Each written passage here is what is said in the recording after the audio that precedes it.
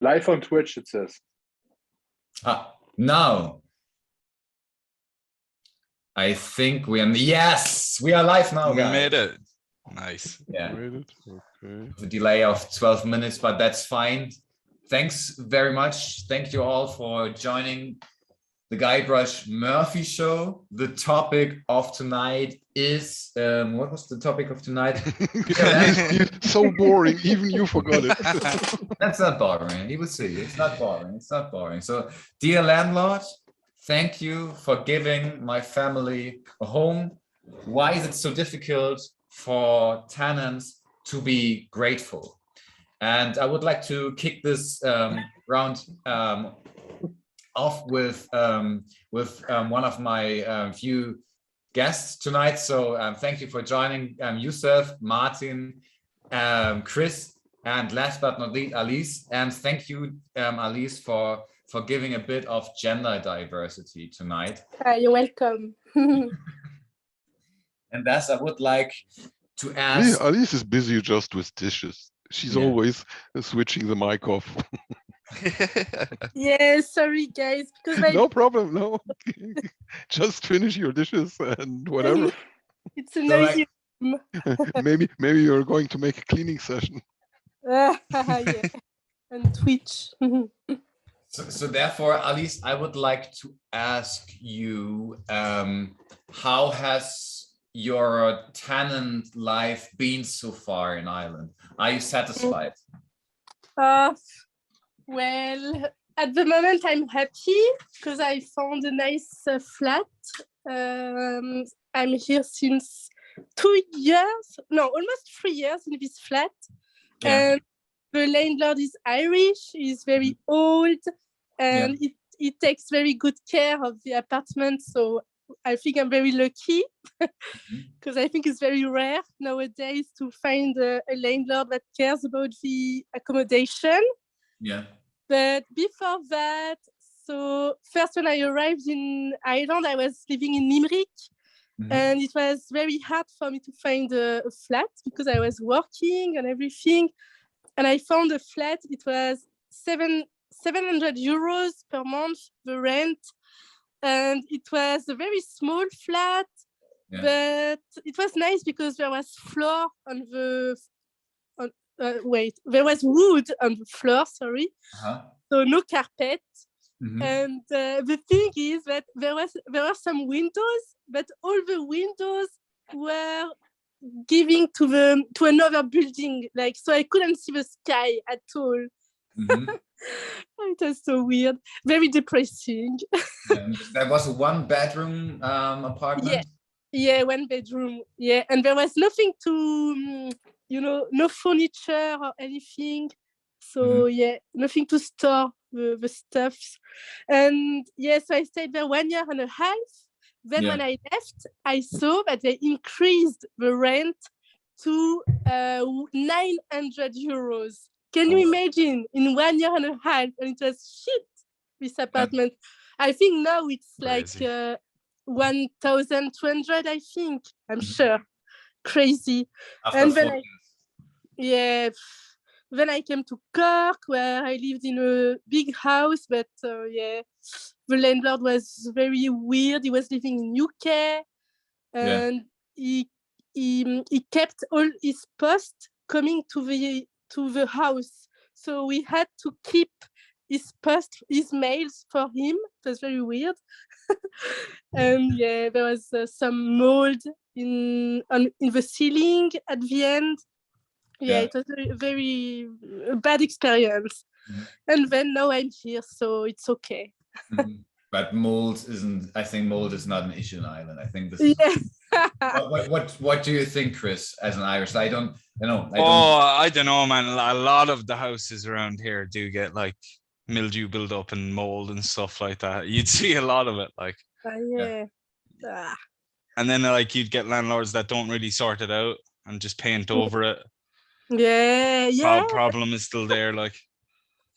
So crazy. I was renting a big house, a detached house once, and we had a big mold problem too in there. Like, even my passport went moldy, my shoes, like everything. I had drumsticks lying around. It was all covered in mold eventually. Oh, And we were only living there for like, I don't know, 3-4 months or so at the time when everything started to mold. And they were like, well, are you not, you have to open the windows every now and then, you have to leave in some fresh air. And what he did is he knocked this size hole into the bedroom wall and just put like a grate in front of it, right next to the end of the bed where the head side of the bed, right?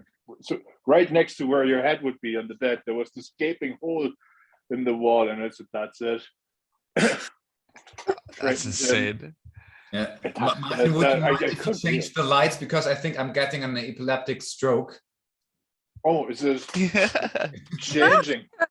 Yeah, it's changing all the time. So Who's getting I epileptic didn't strokes? notice. when I'd I love to see an epileptic stroke. yeah, Believe, David. believe me, Probably you would get a would few love more. to see it. viewers, yeah. I saw it for 6.5 years. I had a cat with epileptic seizures. Yeah, Yusuf used to live with his cat together with his cat for 6 years with 6.5. 6.5 years. 6 years, 4 months, and 20 days. Yeah, right. And he lived with that cat actually in quarantine before the pandemic even started. Yeah, I had the experience of 6 years of quarantine. And it was really funny to see all these people. Okay, it was a free decision of mine. It was my decision, but it was funny, all the people after 1 year complaining and whatever. Oh, we have depression, blah, blah, blah.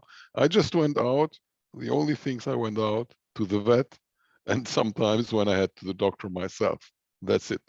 Except that I didn't leave the house. Because he had special seizures. It was called so-called running fits, and I had to hold him. And if I wouldn't hold him, he could injure himself really badly. Even he could die. In the beginning, when it started, yeah, it was quite difficult. I didn't at that time. I didn't have the technique, so yeah, many times he hit himself. He had several wounds, and later on I was able, but I had to be 24/7 next to him, sleeping next to him and whatever. wow. Oh my God. No, it was my free decision. I know most of the people told me I'm absolutely crazy to do something like that, but it was my decision. He's from Egypt. I'm half Egyptian as well, and yeah, his mother didn't accept him, which is a very significant sign when cats or any animal animal mother doesn't accept her child. It's obvious that there is some problem. But he was screaming, and I brought him up bottle feeding, and after around about 9 months, he was always disabled. Something was wrong with him from the beginning. He had a sister. He started eating much later. I had to bottle feed him really a long time. He didn't go to the litter. It took me, maybe 7 months until he went the first time to the litter. And after 9 months, seizures started. And medical facilities, vet facilities in Egypt and possibilities are really bad, far behind. So I came here to Germany for treatment. I was hoping that they would be able to treat him better, but it was a bit, in the beginning he had maybe every half an hour he had seizures, and later on we reduced it slowly. After a few years, it went down once a week or twice a week.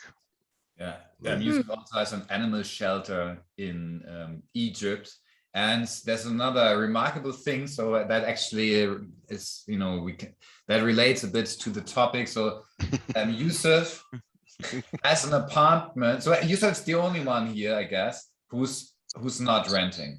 So okay. Yeah, that's correct, I believe. That's correct. Yeah, I'm not renting. You have 2 apartments, and there's one apartment where 3. only cats live, right?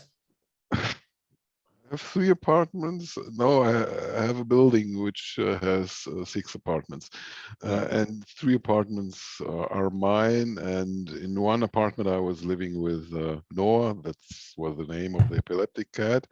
In the other apartment, there were 3 cats which I brought from Egypt. Like David mentioned, with friends, we made an animal shelter in Egypt. I brought these 3 cats here to Germany. Wanted to find homes for them, but okay, they're still with me. And there's another apartment where I had, before I was traveling between Egypt and Germany, I had already 3 cats and they are living there. So I have, yeah, like that's, I think, the point where David wants to come to. I have 2 cat apart, just pure cat apartments. Yeah, which seems to be very unsocial, because so many humans socially could rent this out, you know. And Yusuf, that it needs to be explained, is the villain of this show, you know. So he's the landlord. Yeah, he's the landlord, you know. He always takes the opposite, the opposition, you know. He's, you know. I get you. I'm the bad landlord, yeah. He's, you know, he's the villain. But it's only David. It's only cats renting, and they have every luxury. Believe me. even I showed you a video. I built for them, the ones who are indoor. I built for them a crate in the garden where they have at least some smell of freedom. What would you do if Ukrainian refugees would knock on your door and ask to live there? Would you? This is a very difficult question, especially that we have gender diversity. I can't be so chauvinistic. You would know my answer. Oh my God. No, it's not possible. Cats here are really difficult. The ones in the flat where I am now are biting. Really dangerous, so I don't think anyone would stay here for longer. So you wouldn't mix the cats with Ukrainian refugees? I don't think they would be happy. Anyway, I wouldn't take Ukrainian refugees. I would take Russian refugees, you know. There are also people are escaping from Russia, so I would take the Russian refugees. Your Ukrainian refugees are welcome here in Germany at any home. And I think Russian refugees, they have might really, be a bit harder for them. Eh? Yeah, they have big difficulties. So I would take the Russians. You would say it's easier for the Ukrainians to get a flat, right? Pardon? You would say that that's probably easier for Ukrainians to get a flat. It's absolutely easy. I told you I have an ex-girlfriend from mine was from Ukraine, and her cousin came here to Germany together with her ex-husband, his actual wife, and his mother-in-law. And they got somewhere in Bavaria next to what's the lake between I don't remember the name, between Switzerland and Germany. Bodensee. Bodensee, yeah. Near Bodensee, they have an apartment from some kind of hotel, 2 bedrooms, living room, and whatever.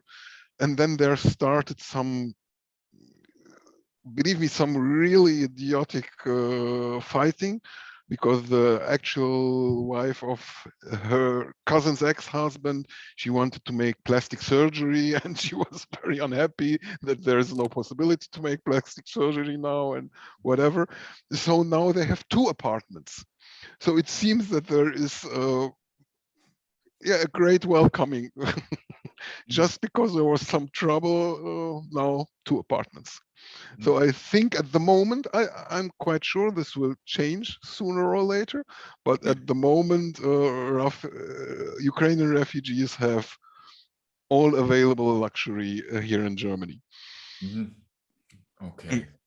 And the apartments with the cats, is that Germany or is it Egypt? No, that's Germany. I'm here in Germany, but I also have an apartment with cats in Egypt.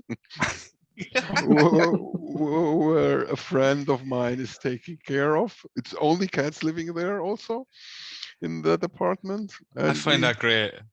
And we have Yeah, Pets over I always loved Pets over animal, humans. and I always had compassion for animals, and especially in Egypt. I don't know if you ever been there, or just if you've traveled to Southern Europe, it's similar.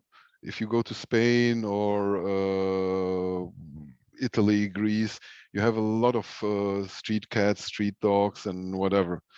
But at least here in Europe, people have more compassion. They're taking care of the animals, feeding them and whatever. And in Egypt, they don't have any compassion at all. They're just throwing stones at them, yeah. beating them up. Even if a cat is on the street and a car is driving, they don't stop. They just continue driving. So by accident, it happened. I bought a flat there in Egypt, and with a garden, and I took in some cats, and a neighbor of mine, he also had compassion, so we became really good friends and started taking animals in. And finally, in the end, we had in my garden 100 cats and 5 dogs and whatever. So we decided now we're going to make a shelter. So we got a bit outside of Cairo in the desert. We got some land, built there some things, and we made an animal shelter over there. So, like, Brilliant.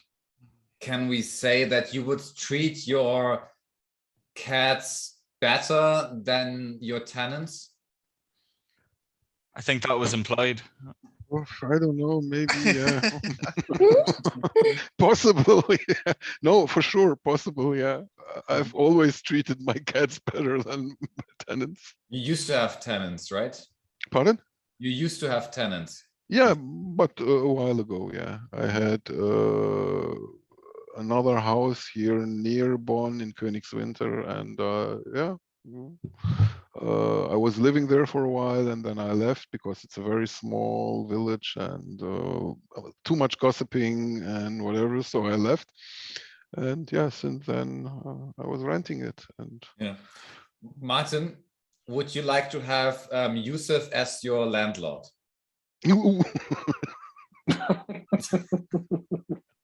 David has interesting questions.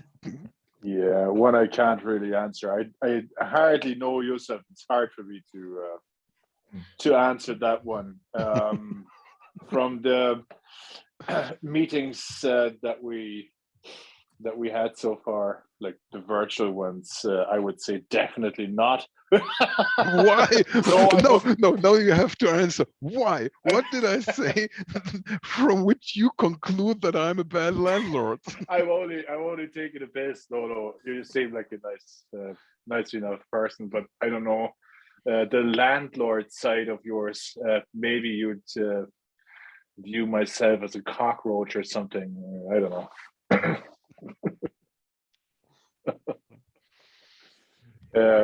I mean, you said it yourself. You prefer Yeah, I have pets over more. people. I have more compassion with animals than Exactly. with people. So from Than with that people, point of which view, is I'd say, weird. But I oh, think thank you.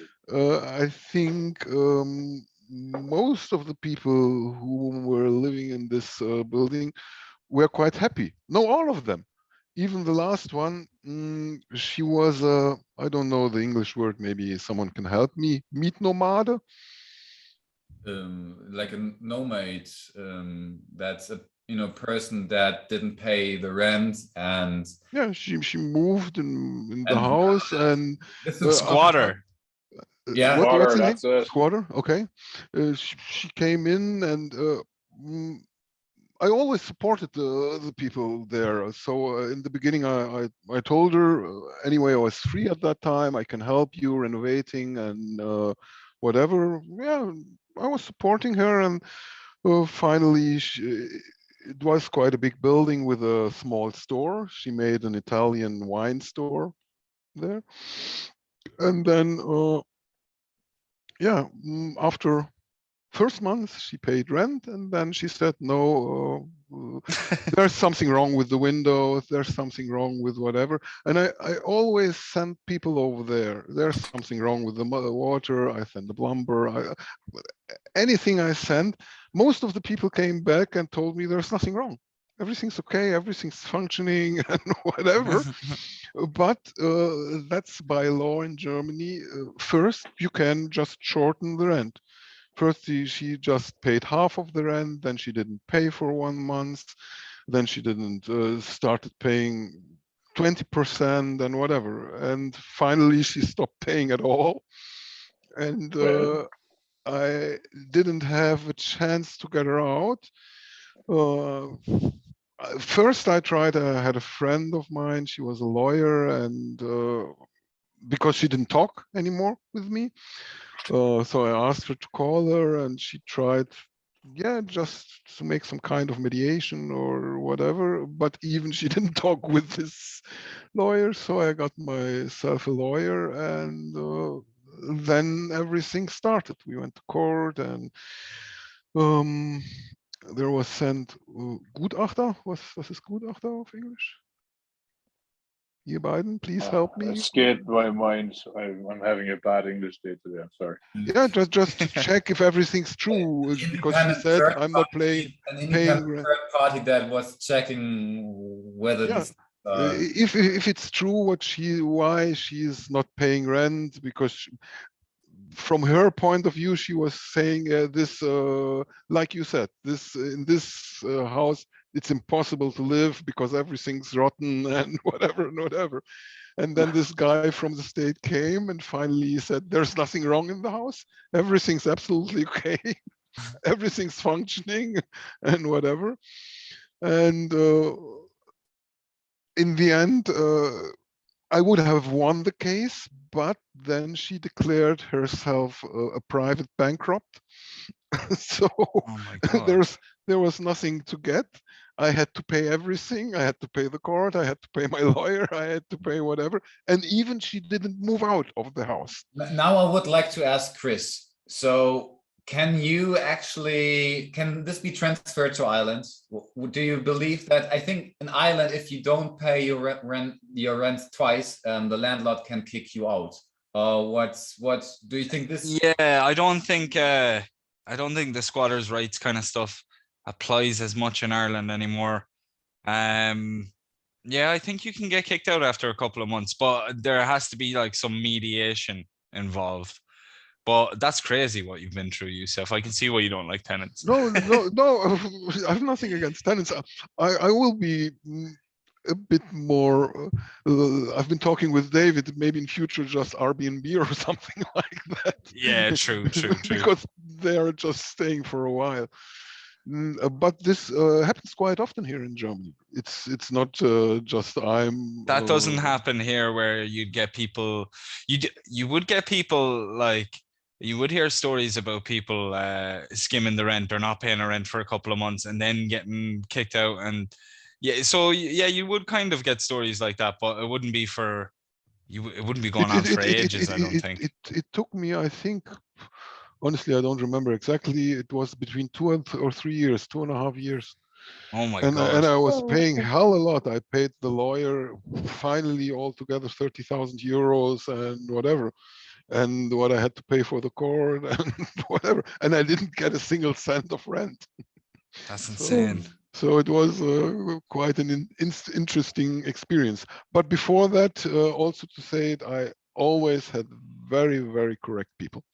And a very good relationship. We went out together for drinking, for dinner, for whatever. So the people who were before this woman, absolutely okay, everything. Did you let the cats move in? Pardon? Did you let the cats move in after this lady? I didn't go back to that house. This house was completely ruined.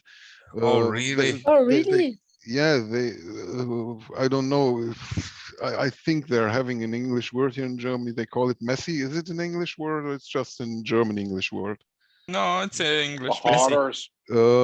Because when she finally left, you can't believe they vomited in the rooms. There was pee in the rooms. It oh was my God. Absolutely rotten. And it was an old house, this Renaissance houses with a wooden floor. So the wooden floor had to be removed. I sold it. Oh I my sold it, and I God. sold it half the price. I bought it myself because it was completely ruined. Oh my God. Oh wow. Yeah, Crazy. yeah, yeah. Bad luck in this case. I think it's an exception. You have this maybe once 10,000 times, but I had this exception. Yeah. I think it wouldn't have happened to that extent in Ireland because a landlord has far more rights than in Germany. And so in Germany and Ireland, you even have different tenancy agreements. So actually the usual, Chris, correct me if I'm wrong, the usual tenancy agreement expires after 1 year, and then the landlord actually can. Yeah, you keep renewing it, but then like the worst part about that is that's what's making rent go up every year. You know what I mean? It's not out of necessity over here anymore. It's just out of greed. You know. Yes, that's it. Yeah. Yeah, but that's completely different here to Germany. And also, I find like The whenever long, the 12 months expire, you never hear back. At least in my case, I'm 13 years in Ireland now, and not once have I received like a new contract after those 12 months have passed. Yeah, Right? same. You just stay there, and you can just get like a notice tomorrow, and you have to be Okay. out 2 months after. but you know, Like for you example, can here, never Yeah, plan that's true. ahead and have peace of mind. There's no such thing. You always are at with the mercy of the landlord or whatever plans they or their family have with that particular property. I but that's remember once renting a house in Ballincollig. It was quite big, and one day the landlord came in after what was it, 3.5, 4 years or something. Came in and said, "Oh, I just want to have a look here with my son." And so he came in with his son, and they were newlyweds. The son and the wife. And don't think that no, Martin, don't think that we want to have the property back or anything. It's just we want to check on the property. I kid you not, a week after I got a phone call from the dude. Oh, my son actually wants the house, and thanks though.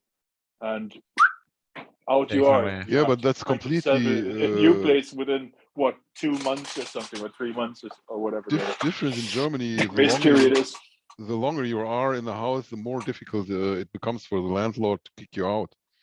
Unless it's for family. Even this is really difficult. Yeah. Yeah, it takes time. It really takes time. And even for family, when we moved in my childhood, I was for a while living in Egypt, came back here with 15. My father, we had a house here in Germany, and we came back, but it was completely rented and for a long time. So we had to rent ourselves a house, and we couldn't get the people out. The only possibility we had, we started renovating. And of course, if you renovate a complete building, it was also an old Renaissance building, they just left themselves. But for us, there was no possibility to kick them out. Mhm. Even we didn't have anything. We had to go to rent ourselves, a flat over here. Interesting. So like it took Martin's landlord's family only 2 months, and then they could move in. And I think in the end, Martin, they didn't move in, or they.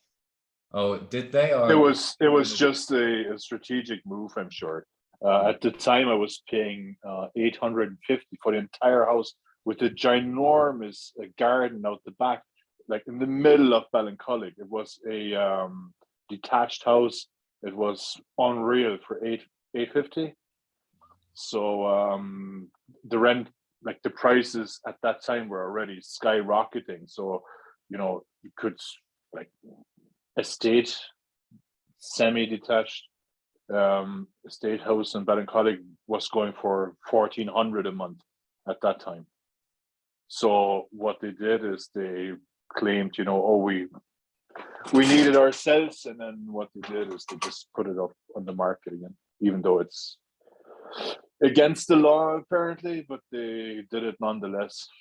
So What would you reckon would be the cost? fucking, they could have asked me, you know, are you willing to pay, you know, 500 more or 600 more or whatever? Probably may have done it, but they They know chose. you wouldn't have. But that's Yeah. kind of the same story. It's always people getting kicked out because of renovations, and it's like there's a loophole. As long as we renovate something, once we kick them out, we can kick them out. And that's even if you have a lease as well. I think they can just like say, "Oh, we need to renovate this building, put in a new table," and you're gone, and the next person's paying an extra €300. You know, I've seen a lot of stuff like that. It's weird.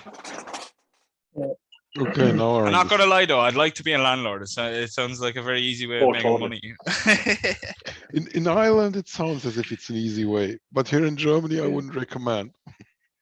I know. I reckon being a landlord here has its problems too. Like the scenario you were going through with like kicking people out of the house. I don't know. I'd say it could be as tough here to kick people out. Like, but you wouldn't get people saying, I don't know, maybe the Irish are docile people, but they'll just leave. Like, you know, the Irish people will just leave. In my mind, I wouldn't see a lot of that happening. Yeah, unless I'm sheltered to it, you know. I think the Irish are quite submissive in that sense, you know. So in Germany, we tend to go against the landlord, and we threaten them with our threaten them to go legal, and all these things. And here, it seems as people tend more to accept that, you know, that they're walking on eggshells. You know, you don't want to call your landlord unless it's absolutely necessary. Right? You don't want to. You don't want to upset your landlord. You don't want to be the troublemaker. But just a question: it will be the other way around. Yeah. There has to be a reason. I don't think it's just mentality.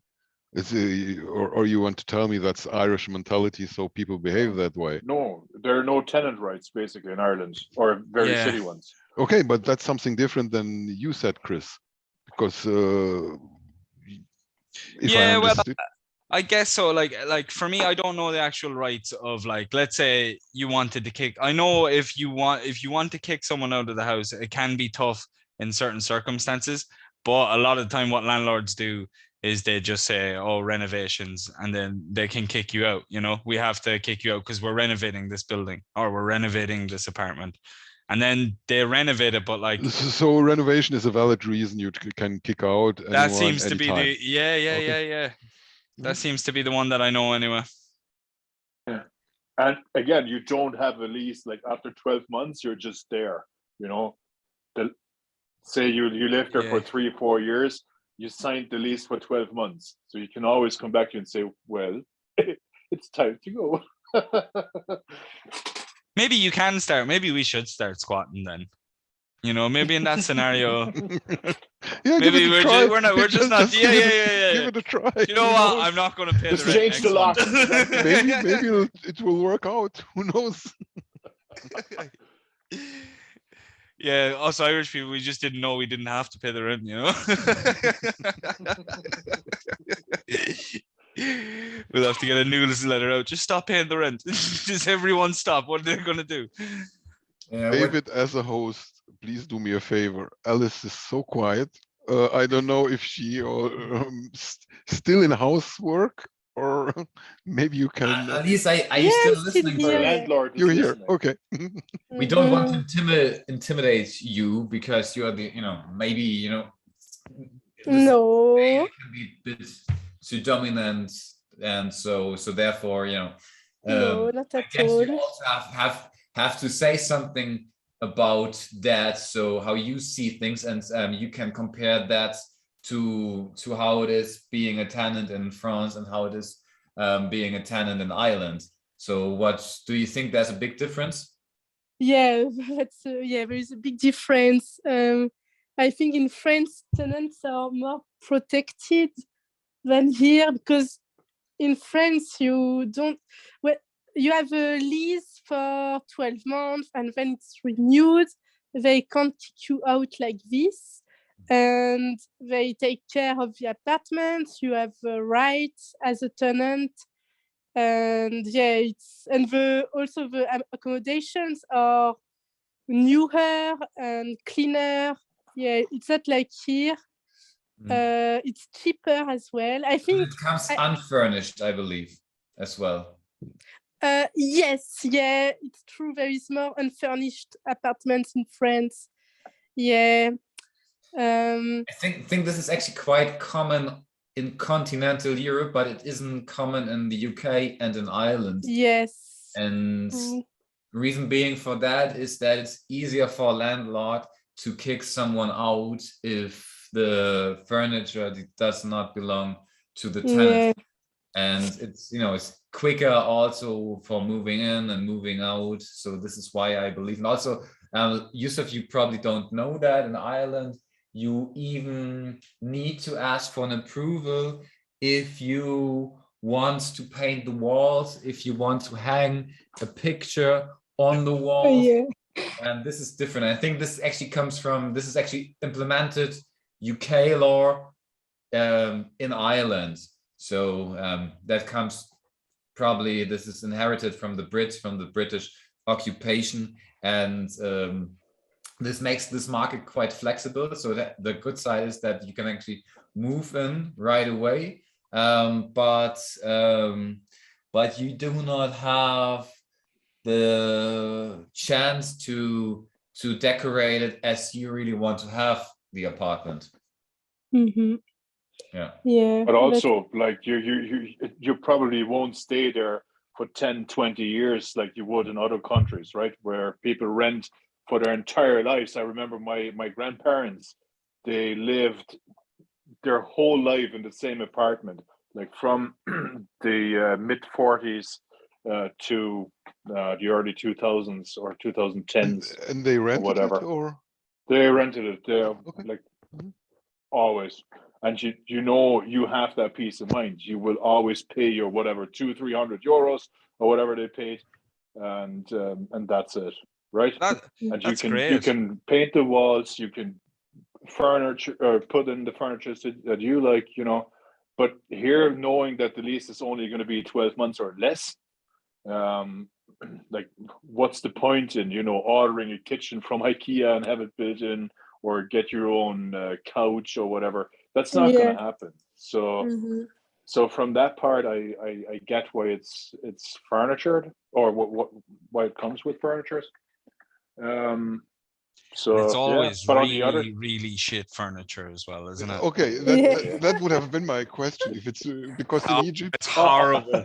they also rent furniture, and furniture means there is some old table, maybe 2 chairs and a bed, and that's it. Hey, you have an aunt, Yusuf, right? You have an aunt, and she says, "Oh, I have this sofa here. Does anyone want it?" And you go, "Yeah, I'll take that. That goes." That's the furniture for the cats. That's the furniture for even my cats have better furniture. Yeah, your cats have better furniture. And another big thing, Yusuf, I don't know what it's like in Germany, but what's the whole story with pets? Are you allowed pets in most places? Because over here, if you own a dog, landlords hate you. You're the enemy number one. No, I think it's similar here in Germany. Not everyone wants pets inside their flats, inside their houses, and whatever. It cannot. I think they have less room to prohibit this. So actually, they can say, "I don't want this," but I think they have no legal base to. Yeah, same in France. It's illegal to prohibit pets. So. Oh, okay. Well, over here you can get kicked out if they catch you with a pet, and they said, you weren't allowed a pet. Oh, do you mean that they say you're not allowed to have pets, but actually they are not allowed to kick you out if you have a pet? Is that right? Well, no, if they say, they have to say it to you, but a lot of places over here do say no pets allowed. Yes, true. A lot of I would say 80 to 90% of the market is no pets allowed. But are they allowed to kick you out if they find you with a pet? those people have it stipulated in the contract. So yeah, they can they can kick you out. At least I remember a but story. I don't know, David. Is it the same like in France, that it's really illegal here in Germany? I think it's not that easy to forbid this. I'm not sure. I'm not a legal expert on that, so no idea. But no, I think it's understandable that most tenants don't like animals, and because they can ruin the Well, my whole kind of idea about that is you're charging me, you're asking for a deposit, Why are you asking for the deposit? So that you get the place back the way you've got it, right? Otherwise I'm not going to get that money back. So I should be able to do whatever I want in that place, and I agree. Unless the damages were way more than the deposit, then take me to court over that. Like, but that's prosecute me. Yeah. Just completely out of the topic, Alice, I have a question. You're from France. Yes. Isn't your name in France? Isn't it Alizé? No, it's Alice. Alice. Okay. Yeah. Because David is always saying Alice. And Alice is another girl. She's Italian. Okay. Yeah, because you said Alice just when she entered. Did I say Alice? No. Yeah, when she entered the call. I think you did, yeah. Yeah, I'm sorry about that. Alice. Okay. Because I have French. So it's Alice. Okay. Italy. Yeah. It has nothing to do with landlords and whatever. But just that's fine. But at least I remember a story that you actually had rabbits. Yeah. You had to hit them from your landlord, didn't you? Yeah. Sorry. Yeah. Yeah. It was a crazy story, but yeah. So I got 2 rabbits when I was in Limerick. And then we moved with my boyfriend. We moved to, so we were not allowed to have rabbits first in this apartment in Limerick, but it was a big building, so we didn't really care. And we had to move into Cork, where it was prohibited by the landlord. And they do some viewings once per year here. The landlord or the agency, they come to check the apartment once per year, and they are so annoying because there was always problems in this house. So every month a technician or someone of the landlord had to come to the house to fix the thing. So every time we had to hide our 2 rabbits with the 2 cages, all the food. It was crazy. Oh my God, so stressful. Even once we hide the rabbits in the bins. It was crazy. And then we moved in this apartment, which is way smaller than what we had before, and there is no way we can hide them. And the landlord is always around because he comes every week, twice per week, to tidy up the bins, to put them out, everything. He comes. And he always knocks at the door for bullshit. Just a question, Alice. Is it allowed because you said the landlord came to check this and whatever. Is it allowed for the landlord to enter your flat? Because here in Germany, for example, when I told you this story, finally I wasn't even able to enter the house.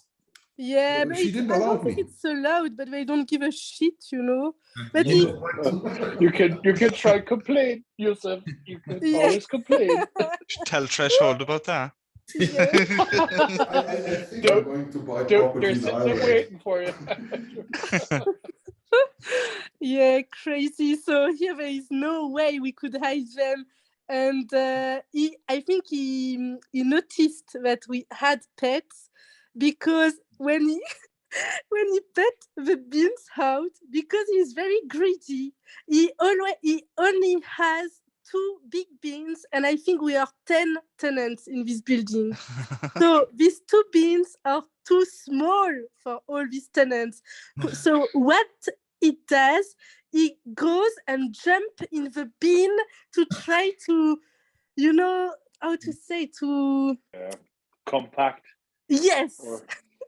So he found some hay in the bins that were for the rabbits. Hey, hoy.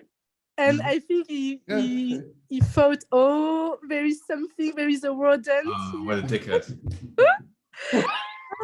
Shit. So he talked about this to my boyfriend, to Raphael, and he said, oh, you don't have, the agency said to Raphael, you don't have pets, right? Do you? And he said, oh, no, we don't, but yeah. And we fucked the carpet in the former house that we had because the rabbit pissed on it. And when the agency asked Raphael, you don't have pets, do you? And Raphael said, no, they were like in the bedroom where there was a big stain of piss on the carpet. So it was so obvious, that oh God, it was horrible. So anyway, we had to get rid of these rabbits because it was too stressful, And yeah. Yum. Yeah. Yeah, we found them in another family, so yeah, crazy story. Would you actually, this is totally off topic here, Alice, but would you eat rabbits in France? Yes, I do. I like rabbits, actually. Yeah. So do I. Yeah, it's nice, but there is many bones in it, I think. Why do you think we bought rabbits? That's Raphael, her dog. Yeah, Raphael. Yeah. No, my grandmother used to make them quite often. Huh? My grandmother used to make them quite often. They had their little stalls out the back with like the rabbits in them, and I remember my grandfather butchering them himself. Oh boy, this squeaking. It traumatized me as a kid, but nonetheless, I'm not a vegetarian, and I always enjoyed the meal then. Yeah, true. But here in Ireland, you don't eat rabbit, right, Chris? I never seen rabbit. No. Oh, that's funny. No, we don't. Nah, you'd never see a rabbit dish anywhere. People freak out. Yeah. Oh, that's weird. And veal as well. There is no veal here. You can get veal here, but we don't eat veal a lot either. Oh yeah. The hunting man's food. But veal, I don't know. I've had veal. I don't like veal. Oh, it's too rich. Too rich for me. Rabbit could be the same. Is rabbit like veal? I don't know. No. Is rabbit like chicken? It's like the way my grandmother did it is to like put it or submerge it in buttermilk overnight to get it probably like to get some of the gamey flavor out of it, and then roasted. So it was like I can't even compare it to anything. I don't know. It's I don't know how to compare it. But it's very good. It is. It's not like chicken anyway. Not at all. It's more meat. It's more like red meat. Okay. Red meaty. But Alice, I have to ask you something. Like you had rabbits as pets, and you're living with them together, and it seems for a long while. And still you can eat them? Alice? Sorry, what? What did he say? You had rabbits as pets in your home, and you still can eat them. You were living together with them. It seems for quite a long time, and you still can eat them. Yes. Okay, that's really weird for me. Yeah. Well, I don't see the same. I don't see like rabbit, the pets I have, and farm rabbits. For me it's different. I don't know, but I don't. It's not. Doesn't bother me. Probably, Yusuf, you have been to China, and I know in some regions but I think it's not a rumor. I think it's true. They eat cats. Of course, yeah. They eat cats, they eat dogs, they eat everything. I know they eat dogs, but I don't know if they also eat cats. But yeah, they eat cats. Yeah. Yeah. Okay. Yeah. Would you dare to? Probably you wouldn't, but like I'm not a vegetarian, but I really rarely eat meat. For example, last year, the only time it was on Christmas, a turkey. That's it, because my mother invited me for Christmas lunch, and yeah, and that's it. Except that I don't eat meat. I remember the story you told me. You went to China and you went to restaurants where they had pork, and the pork was, they were eating shit. It was disgusting. It was really disgusting. From it was the customers, in a region called Sichuan Bana. And yeah, we were eating there, and of course there was pork and whatever. And then I went to the toilet, and the toilet, it was just a hole in the ground. And I heard some noise from downstairs, and downstairs the pigs were standing there, so they were eating the shit. Finally, they were eating themselves. No, from food, China, at least it was 32 years ago. It was so disgusting, disgusting, really. We went there in a restaurant, and they came with an opossum in a cage. Yeah, we have here fresh opossum. Do you want opossum? We have whatever. No, it was really disgusting. That would have traumatized me. Yeah. And I never enjoyed meat, maybe because my father, he was always eating meat, and in my childhood I was forced to finish my plate. I don't know if it was similar with you. You have to finish your plate. If you don't finish it, you don't stand up. And it was always meat. He wanted to eat meat every day. Same here. So for me, it was just taking a piece of meat, drinking some water, and just swallowing it. I didn't chew it or anything. And with a lot of fat and whatever, I didn't like it. So finally, when I was out of the trap, I stopped eating meat at all. And on the other hand, that's not a bad thing. I really love animals. We had always animals. Same experience in my childhood. We had also a rabbit in the garden. My father took it. He wanted to eat it, but I was playing with the rabbit. It was really joyful. And one day, I went into the bathroom, and in the bath tube, there was this huge rabbit without skin. So I was really traumatized. Jesus. Oh, Jesus. I can imagine how traumatized. I had none of that. I kind of had the father that made me eat a lot of meat, but I kind of just went with him. I just ate the meat. And I still eat meat till this day. But I haven't tried like rabbit or...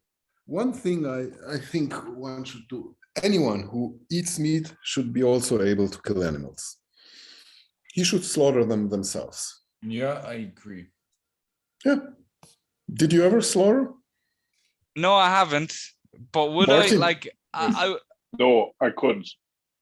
But I've been a bystander. On my way to school, like every morning, I would pass like a very rural area. I grew up in the countryside. My hometown has 18,000 people living there, and I had to pass the it's called Schlachthof, the slaughterhouse, and like the local farmers, they would bring their pigs and whatever to that slaughterhouse, and I would hear the pigs squeal every morning on the way to school. I'd passed it right, like I literally just went past that building, and I heard them every single morning, and you could get the smell, also the smell of death, basically. you could smell that, like it was like you could really smell it. And, No, I think a friend of mine told me, his grandfather, he told him, now slaughter a chicken. If you want to eat meat, you have to slaughter yourself. If not, no meat for you. So at least they say a good way it's of quite doing easy it. to slaughter a chicken, that just dislocate the head, but still I know it's not so difficult. My father did it in front of me, just taking a knife, cutting off the head. But I couldn't be cruel to an animal. But you can eat them, which is cruel as well. Yeah, it's hypocrisy, but very, very inconsequent. Martin, I know it is. Should I be ashamed of myself? Just stop it. I guess so. You have a simple choice, not talking about war in Ukraine and whatever, which is far away. Just do it yourself. Stop slaughtering living beings. Stop eating living beings. But your cats do it too. If I have a choice between a zucchini or whatever on a barbecue and a nice piece of steak, I'll always go for the steak, man. Yeah. That's it. And that will not change, I'm pretty sure. Okay. Yeah, it's I'd like to change, but no, I'd probably be a meat. No, I could probably go vegetarian. But Jesus Christ, the amount of meat I've eaten in my lifetime, if I had to slaughter every one of those animals, oh my God. Oh my God. Yeah, it seems to me. I know it's Hippocratic, but I like eating meat. I like steaks, and I'm a meat lover, and I try to eat less meat, but it's difficult for me. And I hope they can really create something that tastes very, very similar to meat in a lab. And they did it already. I saw today a documentary that they are making now in Israel. They are printing hamburgers. Yeah, good thing. But I still believe that doesn't taste the same. So, it is the same. It tastes 100% the same. I'm not sure. I believe it's genetic. It's just genetic. They are making it out of some. These are just cells. It's still like I think that missing a few nuances that do not make it taste the same. So I ate some. The nuances of death. Could be. I don't know. We don't. Turns out we don't. All of you are killers. We don't like meat. It's the soul that's left behind in the burger. It's the soul that's left behind. That's the tasty part. That's the tasty. Yeah. The more soul, the better. Yeah. Then are talking about peace and pacifism and whatever. I see you, Yusuf. You really want to talk about Ukraine. No, I don't want to talk about Ukraine. Now I want to talk about stopping eating meat, at least in this huge amount. Even it has some effect on our climate. Just stop eating meat. But like if your President Putin will conquer Europe, he will probably not tell us become vegetarian. This is something. I'm quite sure. Yeah, he doesn't seem to be a vegetarian. But even if you look in the past dictators, Adolf Hitler, he was vegetarian. Yeah, kind of, but he was not kind of. He was 100%. No, a very strict one actually. Non-alcoholic, no meat. He was living like a celibatarian monk, like the so-called saints. German Shepherd. He was very kind to his German Shepherd. Yeah, he was living like a saint. Except from in the end when he poisoned and shot him. Okay. Or only poisoned him. But might be. Yeah. I just want to remind you guys, this is a live stream, so be careful of, this topic is a bit difficult to talk about, so if you want to make what's difficult about it? No, I just want to warn you, so like no problem. Yeah, but it's true. He was vegetarian. But this he is not had, controversial, Yeah, so it doesn't prohibit people from being horrible assholes just because no, of course, they're vegetarian. yeah, not at He all. has the blood of what millions on his hands, but hey, Yeah. spare the animals. Attila Hildmann, he's vegan, and Where is the mental? Oh, sorry. Go on. No, sorry. And I just said you wouldn't know that this guy Attila Hildmann. He's a big, idiot. famous vegan cook in Germany, and he's kind of he's actually making conspiracies and the shade and Telegram groups, and so he's very infamous in Germany, and he's a vegan, one of the most famous vegans, but he's also talking a lot of bullshit. No, it doesn't change. It doesn't change your consciousness. It doesn't change your mentality. It doesn't change. If you're kind to animals, it doesn't mean you're kind to humans too. Same with me. Yeah. We found out earlier. Yeah. But Chris, sorry, I interrupted you. No, that was pretty much it. I just don't understand the mentality behind it, like how Hitler could love animals enough that he wouldn't want to eat them, right? But then that he could just throw away someone else's life like that. It just doesn't make sense.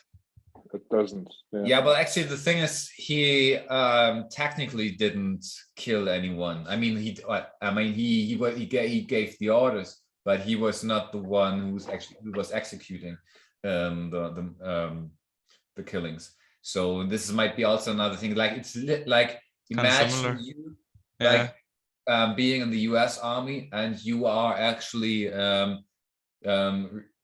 controlling drones in Afghanistan, and you shooting from there on specific targets, human targets. You probably wouldn't feel. I'll make it even more difficult now for me. If you look at it without society, Hitler wouldn't ever have happened. Because if you look at his vita, he wanted to be creative. He wanted to be an artist. He applied on the art school in Munich 2 times. They didn't take him. He wanted to be an architect. He applied University of Architect. They didn't take him. So he wanted to do something creative, but society didn't allow him. Maybe he would have been a lousy architect, and he would have been a lousy artist. I'm quite sure he would have been a lousy artist.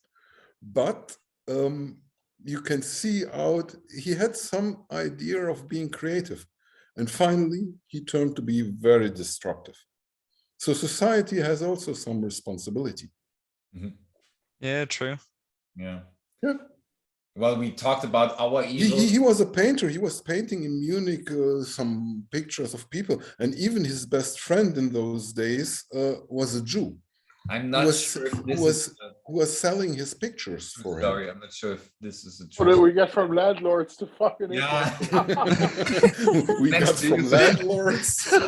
Who brought this up? Yeah, I mean, landlords and Hitler, I don't know if maybe some are similar. What did Hitler think of landlords, I wonder? Yeah. What would he have been like as a landlord? As a landlord. Hitler, my landlord. There, the new book title. He definitely might play with your shower, and probably he would have manipulate the shower. He would have had probably an apartment only for German shepherds. Could have. Like Yusuf had for cats, but I don't know. Maybe he was similar. He had some similarity. Who knows? Yeah. Actually, in Egypt, there was a politician called Hitler Tantawi. He's quite famous. He was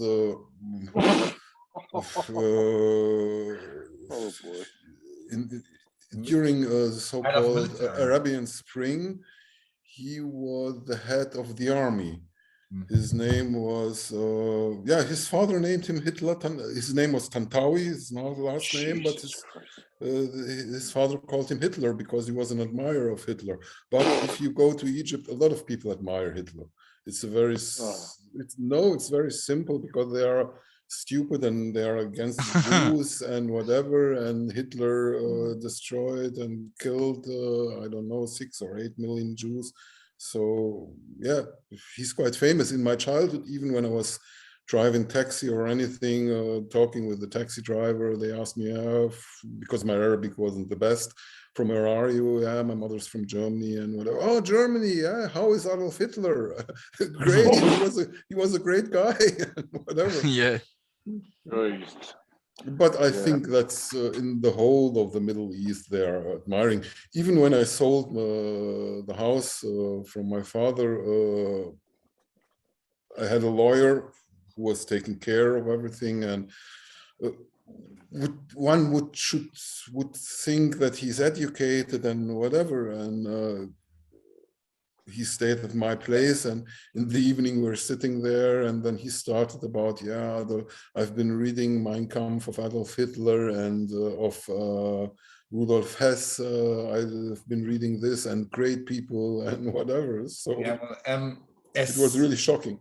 As we are streaming, I would like to avoid talking about this Austrian politician.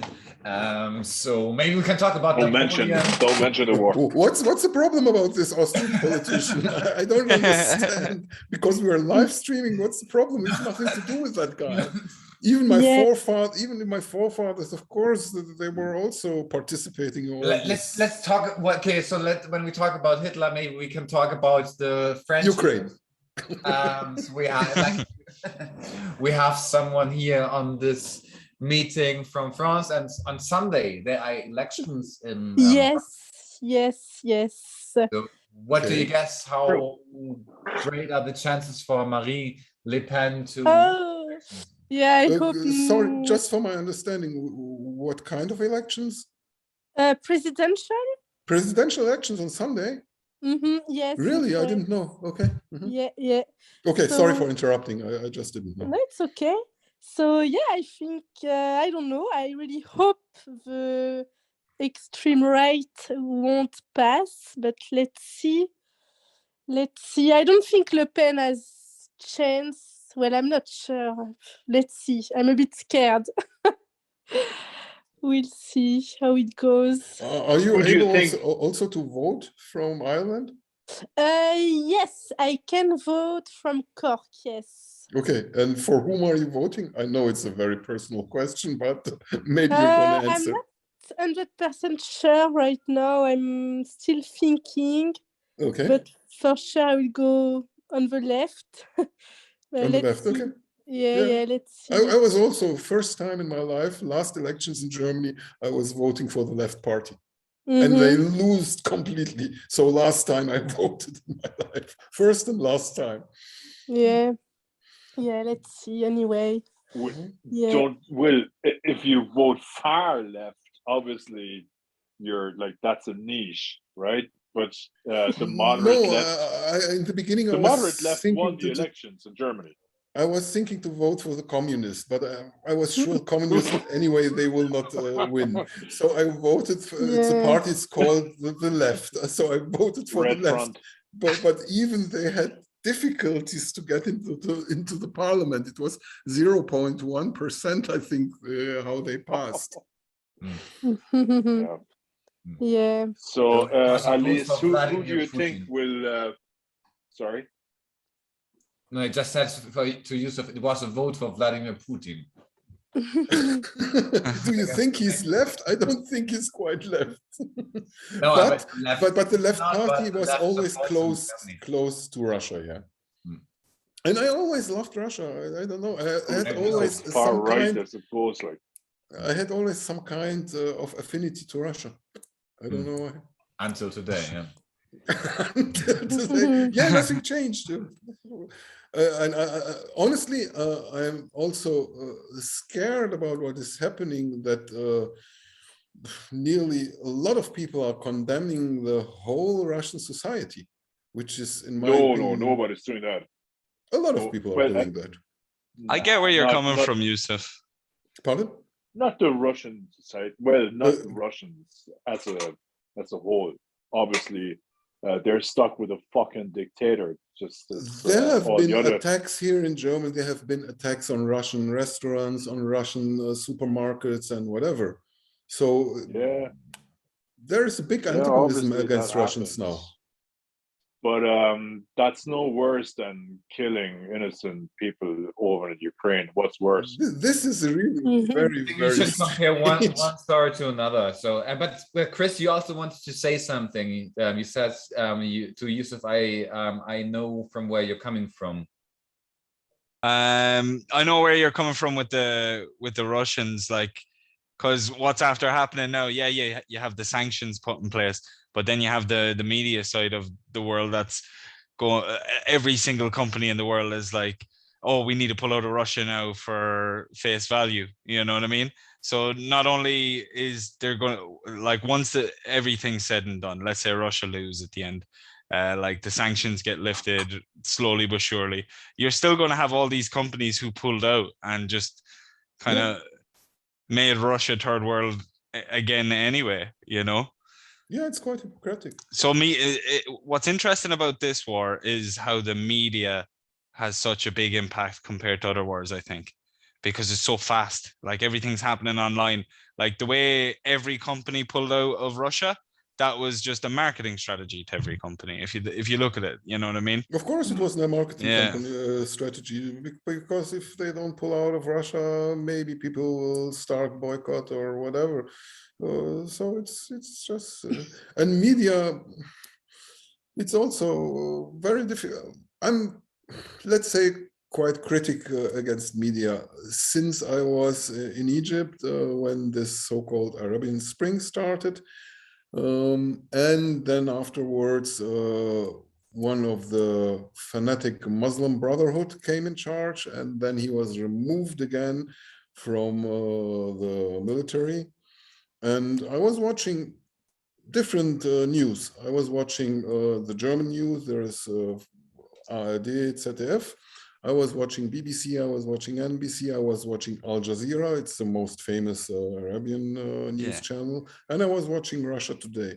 It was quite interesting how they had their point of view. Finally, nothing was representing reality. All of them had their point of view. All the news channels have their own. All the news channels. Nothing independent, nothing objective. It was just. There cannot be any whole objectivity, because behind everything there's an interest. So that this is hard to achieve, like whole objectivity. No, you know what I mean? Yeah, but of course, David, there can never be objectivity. It is always subject, because there are. It's always in the eye of the beholder who consumes the media, right? You may not the eye of the beholder. You may always disagree with what the media is telling you or showing you, because you may have your own interests, and you may maybe you've made your mind up the way you did, and it conflicts with whatever the media is telling you, but that doesn't necessarily mean that the media is wrong.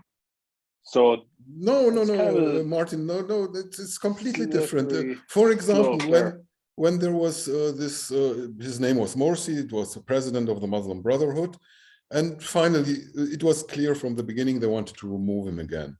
And finally, it was a general of the army, Sisi is his name, now he's president of Egypt. With the military, they removed him.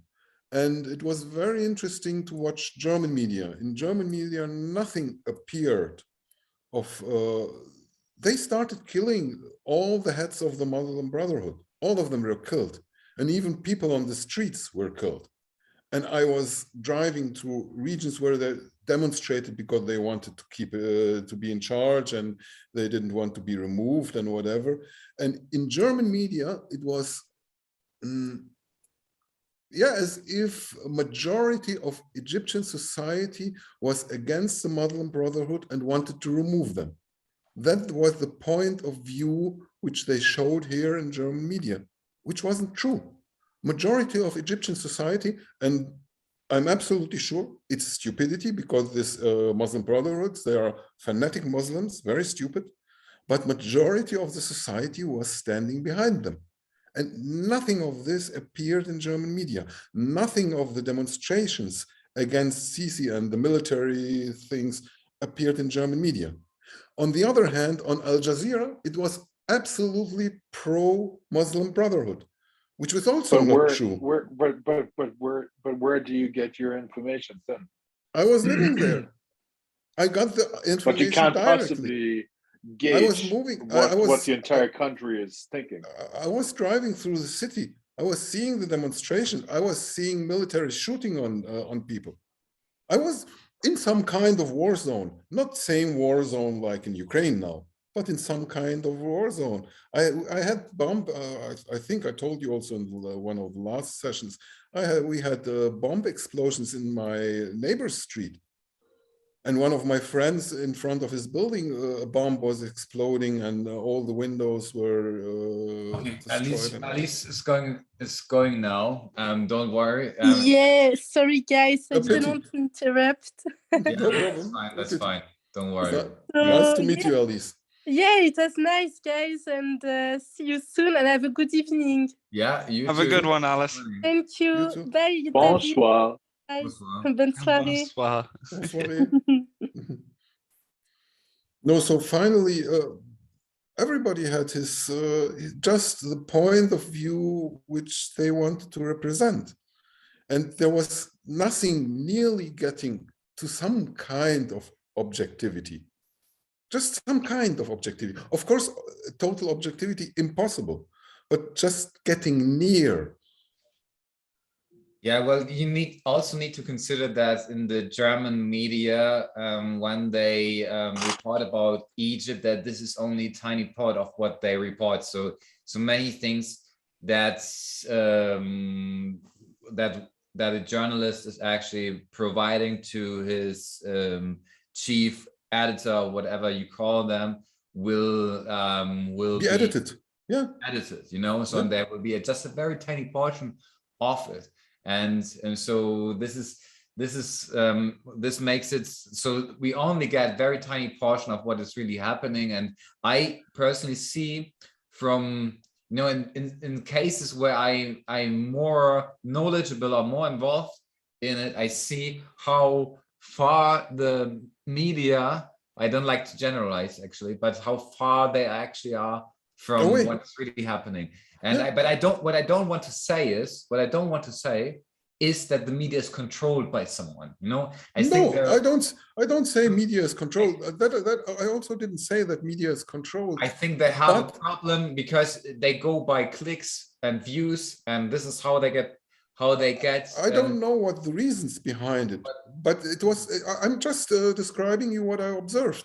It was completely different point of views, which was represented, and it was quite obvious, for example, that Western media was very much pro-army in Egypt, which is understandable because the army for them is some kind of security in the Middle East. The army was always for peace with Israel. Muslim Brotherhood was against Israel and whatever. So, let's say from a point of view, understandable.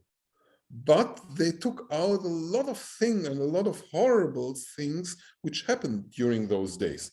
Like I said, I'm absolutely against this Muslim Brotherhood because they are fanatic idiots. Yeah, but you know, but to kill all of them, and they killed 400 people. What can they, you know, in a 2 minutes news story, or at most 2 minutes, what can they, you know, they cannot put everything in that, you know, so this during those days there was nothing more interesting, so they had really long parts in the media.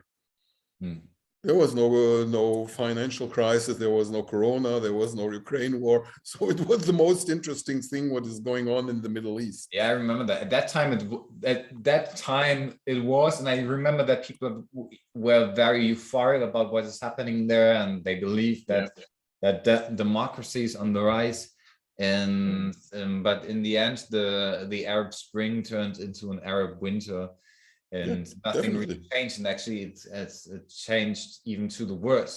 So it changed to the, you can ask people who are living there, intellectuals and whatever, it changed much to the worst. There is no press freedom at all. There is no opposition at all in Egypt left. There is nothing left in Egypt.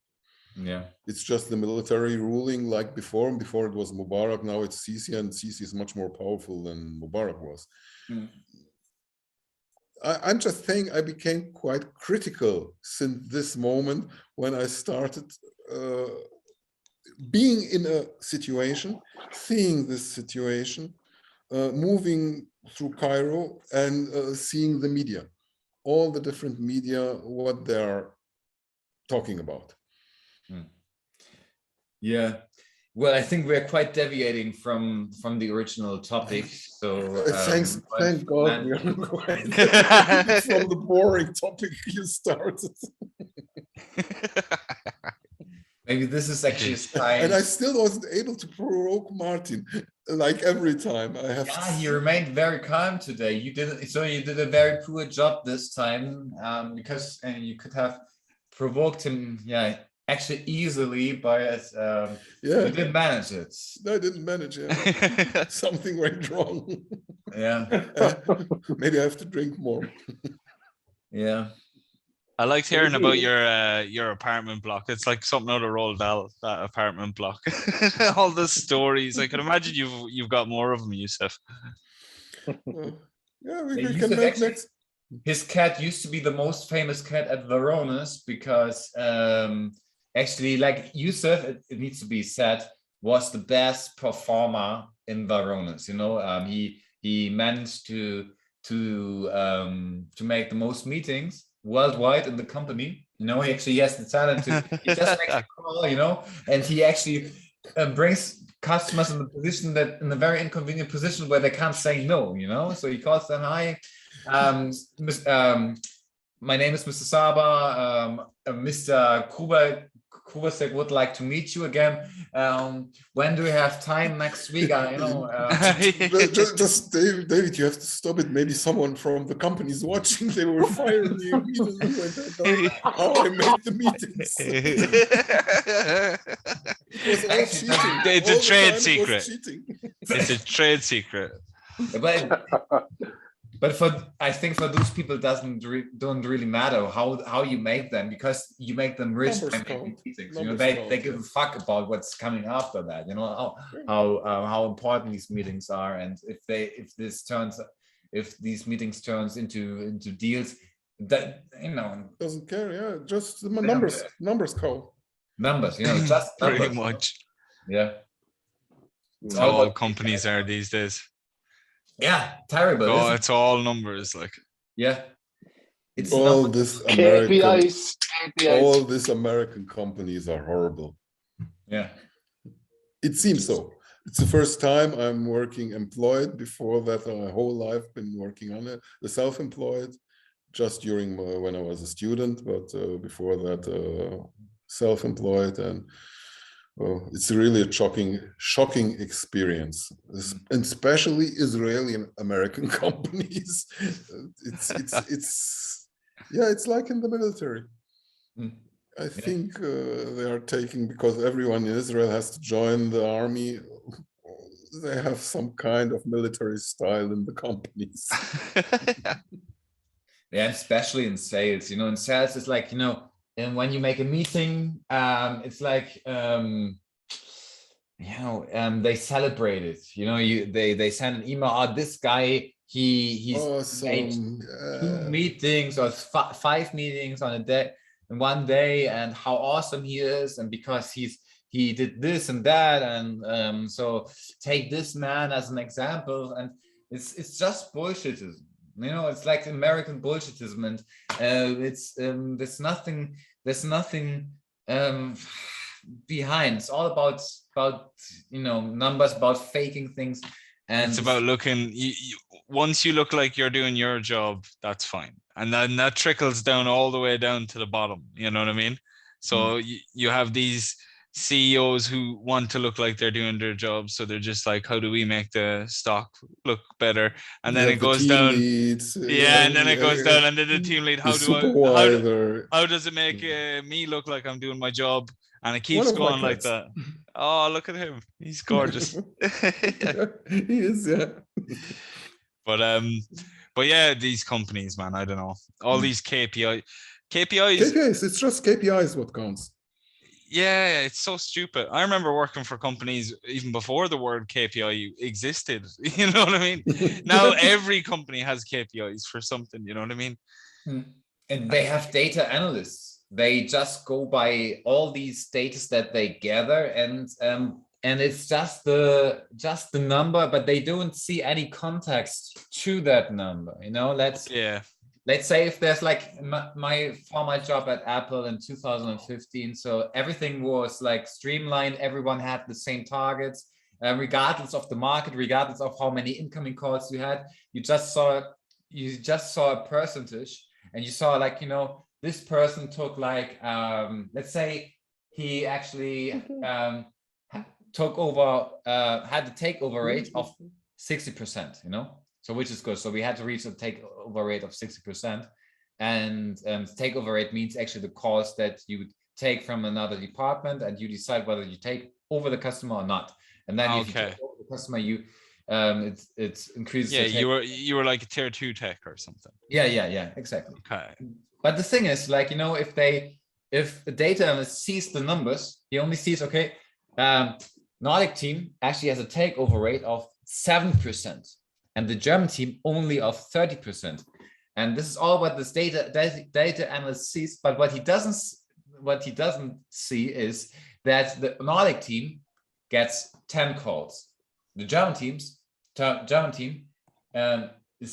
gets 150 calls, you know, and 3 people working there, and in the team, well, five people working in the German team, 4 people in the Nordic team, but they only see the numbers, you know, and actually they don't see the context, and this is so wrong. And but they have no time to actually really see the whole picture of it, and they just see the numbers. This is all what the data analysts see, and they see, okay, well, the Nordic team is performing well, and the German team is performing very bad.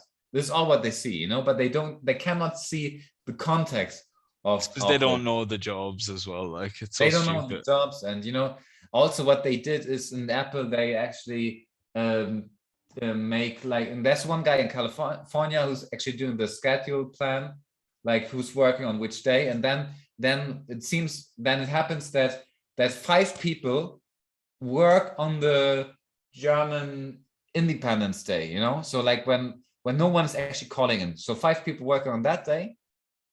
And so because someone in Cupertino actually is doing that, and because this man has no clue about, you know, the holiday plans in Germany, you know, and so this is so ridiculous, you know. You know what I mean? It's crazy that everything has become so streamlined. Number That's driven. the word, David. Streamlined. Yeah. It's a sickness. It's a sickness. And the thing is, what people say is numbers don't lie. Numbers always tell the truth. But if you don't know the context, true, nothing, you know. So the problem was with the Nordics. The one example that you gave, the Nordics had a very specific issue that was driving calls, right? That needed to be escalated into their group. And that was very, very, very market specific. Yeah. And so they never had any problems with the so-called takeover rate. So they knew, okay, most calls we would actually take over because this is like actually meant for us. And of course, if you then take that sample and then apply it to markets like the UK or France or Germany or whatever, it will not work, right? You can always do the cherry picking and say, oh, look at the Nordics. I know they're only taking 10 calls a month, but you cannot compare a market of 100 million people to a market of like 10 million people, you know. That's pure stupidity, you know. Yeah, but that's how corporates work, like, you know. It's all so we have to boycott now American companies. Good luck. Turn off your computer. Yeah, but like at Verona is the same, you know, like every TDR, every sales developer has the same target. That means everyone has to make 22 meetings. So that means a guy who has the territory Mecklenburg-Vorpommern, Brandenburg, and Schleswig-Holstein has the same target as someone who has New York and I don't know. Economically very weak regions and economically very strong regions. They have to reach the same goal. Absolutely idiotic. Yeah. So like they compare markets they have where they have 50 million people and huge companies. The whole thing is the whole thing is so stupid. I don't know why they don't get the clue that if they have employees who are happy, who are going to enjoy their work, who are coming every day, if they're going to the office joyfully to the office, it's about the numbers. Yeah, they will be much more productive as well. Yeah, but it doesn't matter because it's all about the stock market. It's all you need to present these numbers to their shareholders, and if you can show to your shareholders that you have great numbers in terms of customer satisfactions, and there will be imaginary 10 million euro deals, then everything is good for them, you know. Then stocks will rise, and yeah, of course. Yeah. Just a fictive thing, which is making everything. Yeah. It's like NFTs. So better cats. I stay with cats here. Well, it's not possible. What's wrong? This is Porto-an. Why can't you see? I saw a ginger cat there. His face. Yeah. But Ghost cat. Ghost cat. Yeah. No. There he is. No, Oh, look at him. Is he or better look at the male cat or female? Male. Male. Yeah. Here What's his name? Porto-an. It's an Porto-an. Porto-an is an Arabic name. It means orange because he's orange.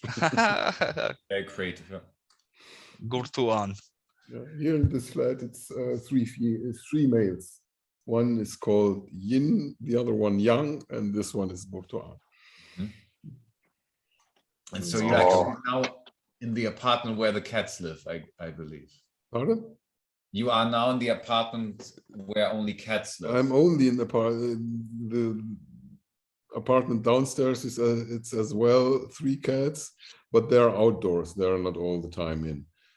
It's 2 females and 1 male, and the 2 females are really harassing the male.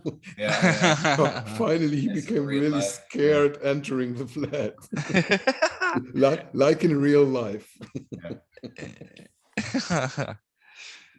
Next time, David, you have to make the topic emancipation of male. Yeah, well, I take any suggestion. I'd be up for that. I'd be up for that topic. Yeah, okay, Chris will join.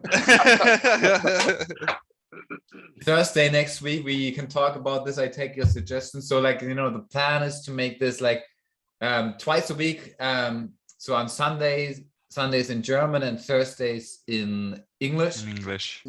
Why not necessarily? If someone English speaking or other, we can make it Sunday as well in English. Yeah, but if there's someone joining who doesn't speak German, then we make it in What English. are your audience? Do it in English all the time. Why not? Well, depending on Martin, we wanted to make but sometimes I want just English, one language for the whole planet. Shake hands, Yosef.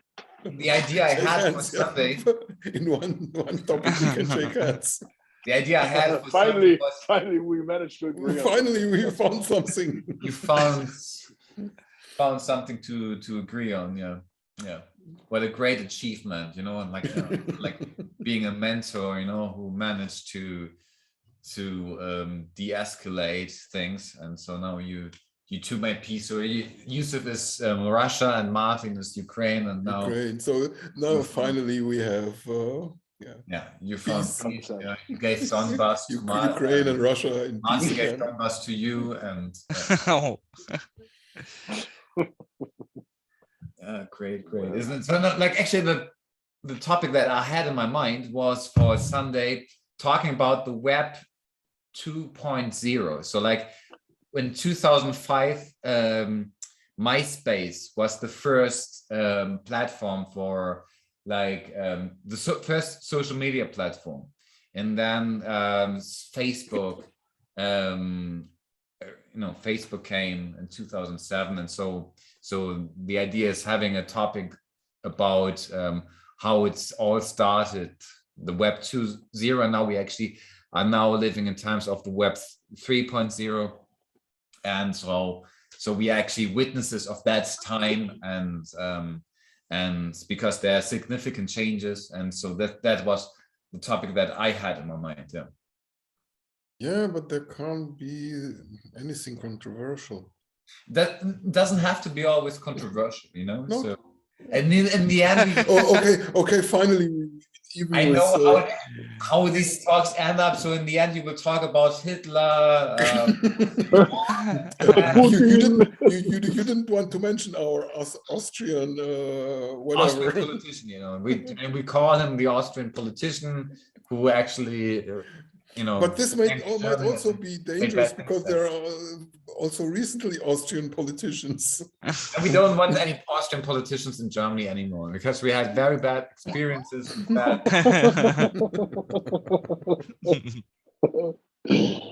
True. Well. Okay, yeah, maybe it's good if even finally with controversial topics we don't attract audience. How many audience did we have? I didn't check yet, but I did a mistake, a terrible mistake.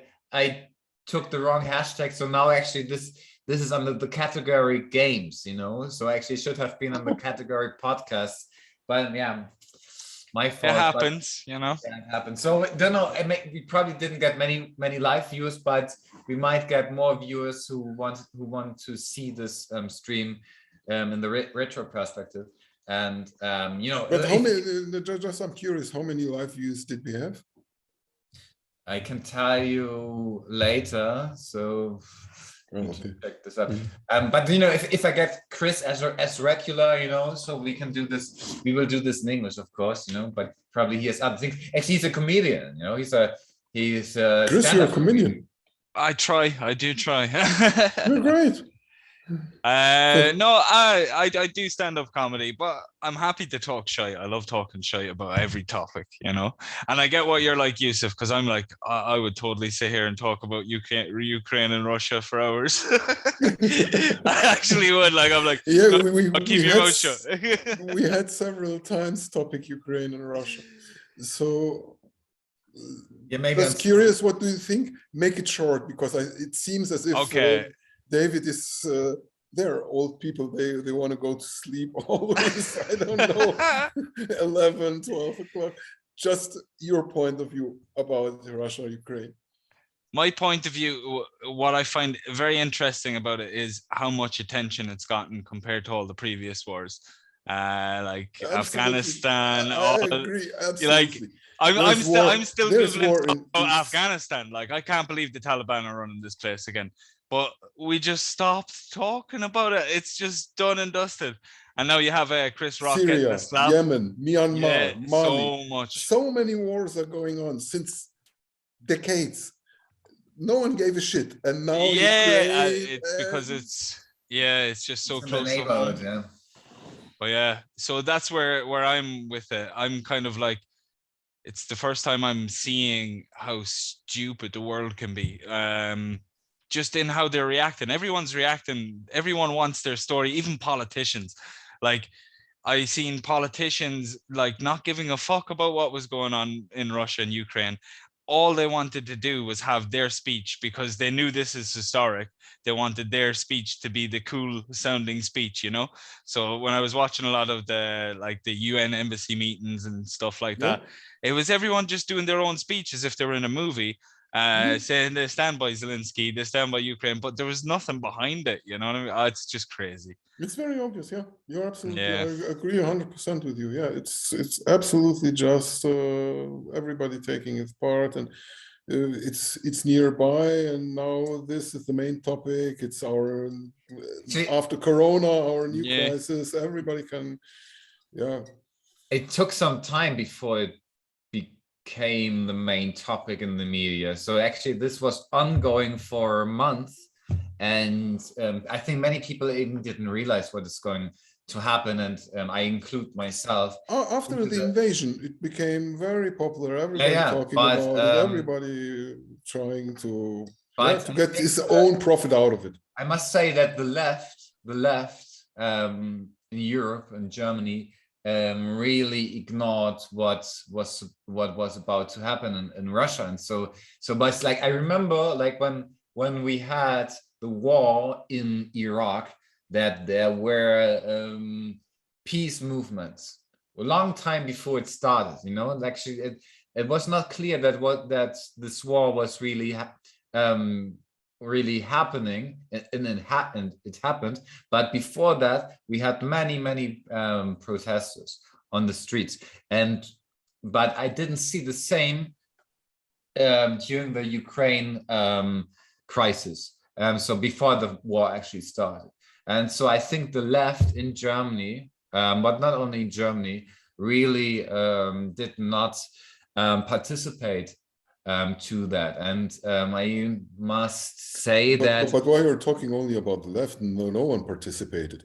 Finally, because the left, I include. You think the left were always the people who were making this so-called peace demonstrations and peace demonstrations, okay. So against war and all these things, but they were too silent against Putin, and so but finally, bought into his propaganda.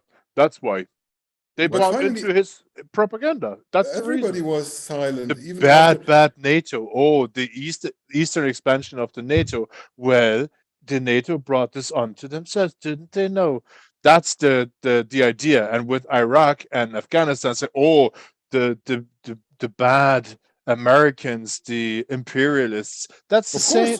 That's the bullshit that they bought into. What is bullshit? And that's why they went to. That's what took them to the. That's what took them to the streets prior to the Iraq war, and that's what kept them away from going to the streets or taking it to the streets when Putin went into Ukraine. When they invaded Iraq, it was just based on lies that they had weapons of mass destruction, chemical, biological weapons. Nothing was found. It was. I agree, but still, they had all sheer revenge of United States because of 9/11, and same thing happened in Afghanistan. No. They were bringing down a perverse dictator, this time and his, he was in Pakistan, and Pakistan is a nuclear power, and they didn't dare to attack a nuclear power, so they went to Afghanistan and invaded Afghanistan. That's it. And you're telling me they were bringing peace and democracy to Afghanistan? Just well, they were trying to, but look what the locals did. And why did they leave now? Because it was unpopular in their own country. Because it was unpopular, still American soldiers fighting Afghanistan far away and whatever. Donald Trump started the whole thing, and finally Joe Biden finished it. It's the same thing. And they gave a shit about all the people bringing democracy. They gave a shit about the women, which they wanted to have equal rights, about the girls, about education and whatever. Taliban, the same can be said about the Taliban that were shooting innocent women through their brains to the amusement of the local mob in Kabul, right? Yeah. In a football stadium. I mean, but what kind you of have to be, you have to have some sort of hypocrisy is it? You have Why to have some sort of moral compass here. Just because it was unpopular in America. That's why they left. The others didn't want to leave. It was all Trump, though, wasn't it? Like Trump put through the order and everything. Trump started because it was very unpopular. All these American soldiers fighting in Syria, fighting in Iraq, fighting in Afghanistan and whatever. He was the one who started, bring our boys back to home. Because it costs money. He's a businessman. Yeah, of course, he wanted to save money. And that's the only thing why he didn't give two shits about people being slaughtered or the Taliban taking over Afghanistan again the minute the Americans retreat. Gave the same shit. He continued the same politics. Joe Biden didn't do anything else. He was the one, not Donald Trump, was the one who removed all the soldiers. Biden. No, I'm pretty sure. I'm pretty sure Trump put the order through. And just because of the time period Biden had to fulfill. He had to fulfill it. That's what I heard. He didn't Don't have quote any me on other that. choice. You are sure Yeah, he didn't I have think any I'm you're other right. sure. choice? Yeah, I'm yeah. sure. I'm sure. I don't know. Yeah. I think You're right, Chris. You're right, Chris. I don't know. I don't think so. I think you're right. If he would have wanted, he would have had a choice. I don't know if it's so easy, even, you know, maybe. I don't know. The Americans were happy to get out of Afghanistan anyway. They were Look, tired of it's that. been 20 fucking years. And Yeah. what good did it bring? Nothing. They achieved Nothing. You're in absolutely right. It Mm. didn't bring anything good. Like any war by Americans, big- starting from bigger bombs Korea, for- Vietnam, Well, or World whatever. War II. Well, it's the only exception. I think the only exception is really Okay. World War II. So You're right. One exception.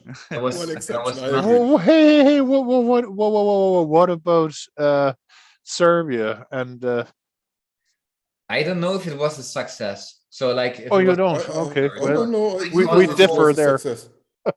I don't know, like it's still a very fragile piece in Serbia, and it's Kosovo. I believe I told you that. I believe that was actually really a great mistake that actually had also an impact on the war that we see today. Of course, because that actually, because they did the same thing. Putin is actually resonating to what happened in Kosovo. So Kosovo got the independence. It used to be part of Serbia, and so what Putin did in revenge was actually declaring the independence of Eastern Georgia and the other part of I don't know where it was. And so this was a revenge. Yeah, but he And said finally okay Crimea as well. because you know the Russians are being discriminated against, and there's a genocide against Russians in, Yeah, but this is in the something Donbass. that's Bullshit. others too. So like this is something that's There was no such It claim. was the same thing with Crimea. What they did with Kosovo, he did with Crimea, and he made a so-called independent referendum. I don't know if it was true or not, and you don't know as well.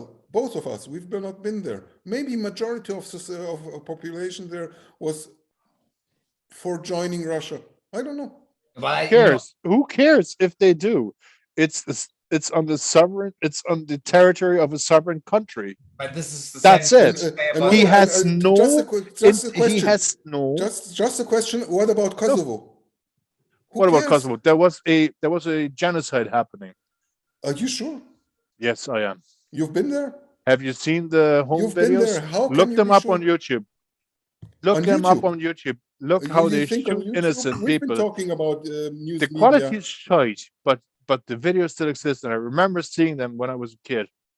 It's horrible what happened there, and I'm dead don't know. sure I've that not that's been not a fake or whatever But they happened. conspiracy people would like to call it. But Either sides. So there happened war crimes on either side. So the Kosovo Albanians didn't, did also crimes, and the Serbians did crimes. So this is a war like where war crimes happen on either side, and so I think it's very difficult to say which side is on the evil side and which side is on the good side.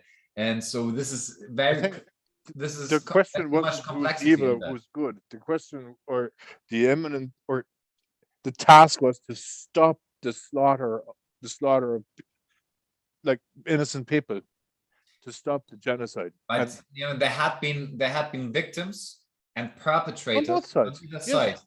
On either side, and so that's difficult to say who actually commit the war crimes. Who cares? They went in to stop it. I think it's relevant. So I don't know. Yeah, of course, Martin. It's very strange what you're saying. Who cares? If there were war crimes on either sides, how can you say who cares? I don't understand. No, I think you're taking this sentence out of context. What I'm saying is, who cares who is the perpetrating fact, or maybe they're killing each other like back and forth. Who cares? The main issue here should be to resolve this, to go in and prevent further killings. Right? Yeah. But has this been achieved? I don't know. So yes, it has been. Yes, it absolutely has been. There's still fights going on. At the moment, it has been, but I'm quite sure, like you say, David, still there is fighting going on, not as before, and it will still continue. There was a fucking civil war raging back then. There's none of it right now. What are you talking about, David? Well, this is still a very fragile piece in the entire region of It may be, former but Yugoslavia. still. Former Yugoslavia is a whole. Happened if the Americans at did Bosnia. go in. Look at Bosnia. They want to the Serbian regions where And so I think majority of population is Serbian. They want to be independent. And who do you think is going to save your ass when the Russians expand their borders further to the west? Say they go into Germany. Who's going to save your ass? No one's. I'm going to save my ass. I'm going to leave this fucking NATO country. is. No, I'm going to save And my who's ass. the biggest No one is going to contributor? save. No one is The going to save my Americans. ass except really- myself. I'm going to leave. I'm going to Egypt. And if they're going to Egypt, I'm going to South America, wherever. I really want to differentiate. I don't want to say like, that NATO is the evil, or that that Russian only did bad things. That Russia only did bad things. The thing is, See the whole context. See a bigger context. To understand the entire I do actually. context is No, very it doesn't seem so, difficult to Marty. understand. Sorry. None of us know. Because None you of are, us know. just listen to David. David is saying, I don't want to differentiate in evil and good. And you are this I don't really either. old-fashioned, the bad Russians and the good Americans. These are the good ones and these are the evil ones. That's what you're I condemn propagating. what Russia did. I condemn what Russia did now. I don't care what's like. To me, it doesn't matter. I'm not going, I'm always going with the Americans, or I'm always going with the Russians. I don't care about that at all, one bit. I'm not American and I'm not Russian. I'm in between. So to me, actions matter more than any words or Of whatever. course, yeah, but just look also at the actions NATO did in the Saddam, past, and his- not all his the actions of regime, NATO are just perverse. peace-bringing. It's a lot of war going on because of NATO. No, because of it. NATO is a defensive force. What are you No, it talking isn't. about? Not at all. It isn't. NATO is an expensive. It's declaring itself as a defensive both of you had a lot of- but it isn't practicing as a defensive force. Guys, That Attack is in that Kosovo is was an aggressive. It's Guys- loaded, like. Guys, both of you had enough speaking time now. Chris can say. Ah, no, you're No. absolutely fine. Talk away. Chris is Talk just away. subversing us, yeah. Yeah. Now we want Chris to join. Yeah. I'm just listening. No. No, NATO is defensive, but what they're doing isn't You're sure? essentially defensive. Like if you're expanding, like this expansion of NATO isn't a defensive move. That's a territorial. Is it NATO expansion. that does it, Yeah. Chris? But they do it with paper. They don't do it with It's actual a defensive, war. It's you a know? defensive move. Yeah. No, I'm not saying that. I'm not I saying. have to disagree. I know I'm that- just asking. I know that when they NATO went is to- defensive. And when they went to Afghanistan, it was defending America in Afghanistan and defending Europe in Afghanistan? Yes. Just a question. Yes. No, I'm not asking you, Martin. I'm asking Chris. Well, I'm not saying Be that. quiet. I'm saying to Martin that they're not necessarily. They haven't always been defensive. This is what I'm saying. I'm saying NATO aren't always doing the. We're 100% defensive. Do you think they're Just like with imperialistic Afghanistan. or like? Do you think they want to expand territory? No, I do not. I think I think they just want to unify the world, which is it's a good way of. I myself would see I saw us a all very unified. very if it was interesting possible. documentary about NATO and how it was founded. Unluckily, I became quite senile, so I don't remember what they were talking about exactly, but it was very interesting. It was founded somehow to keep Germany out of power. Exactly. The That North was the Atlantic Treaty foundation- Organization. Foundation of NATO. Yes, But Chris- exactly. Yeah. But you interrupted, Chris. Oh well, no, like I can see why all of this came about, right? Look, there's two sides to every story. Ukraine were going to join NATO, and that is too close to the Russian border. That is expansion in itself. But- An expansion with paper is what I'm saying. You know, but it is expansion in itself. Just because you didn't go and fight, just because NATO didn't push in and take over Ukraine and put their own puppet government and their own army there, doesn't mean that that's not happening with paper in Putin's eyes. But in fact, You know what I in mean? 2008, in order to become a NATO member, you have to apply, right? So Correct. Ukraine applied in 2008, and NATO said no, because of two vetoes, France and Germany. Said, nah, we can't have this. We can't upset the Russians. And also, we don't like your leader at the time. So they pushed back on it. You actually have to apply for it. And then eventually NATO will say, okay, well, maybe, yes, you can. The way it's being... Martin, just a question. Yes. Your argument is also as well, because there's... I don't know if you agree, but there was, when Soviet Union collapsed or started collapsing, there was an agreement between Soviet Union, not Russia, and NATO that they won't move beyond Berlin. They won't expand beyond Berlin. Nah, beyond the German border, yeah.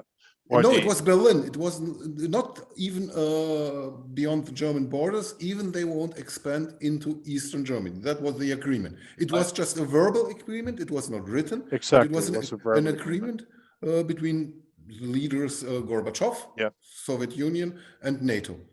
And finally, your argument is because Soviet Union collapsed and now it's Russia, Latvia, and so on and whatever, this agreement is not valid any longer. Exactly. I must say something. And I tell you why, if I get the chance to. But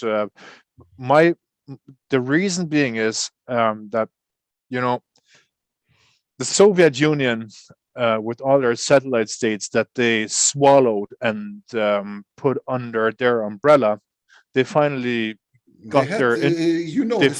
historically, they had swallowed them even before Soviet Union. They belonged to Russia, and even when Tsar was in charge. Latvia, Ukraine. Yes. Ask them about the heritage. They would tell you something completely different. And that's those are the voices that are going to listen in this question. Or listen to in this question. But anyway, they were all gathered under this big Soviet Union umbrella. Yeah. And all of a sudden they got their independence back, and nobody wanted to have to deal with the Russians ever again. So obviously they were all applying for NATO membership. They're applying, and eventually they were granted. That's regard. I must agree to Martin, and I believe it was their own choice to join NATO, and what I was always missing, and they had to apply. It was not NATO forcing themselves onto them. And what I really important point. What I was personally always missing was really the voice. I think what has the voice of the Eastern Europeans had been ignored for many years. So the Eastern Europeans had not been really taken seriously. So this is something that I actually learned from Mihai. You know, the guy who doesn't want to join here in this round anymore. But I think he had one point. Because of me, I don't know what is wrong. He had one point, and that was actually the choice of all the former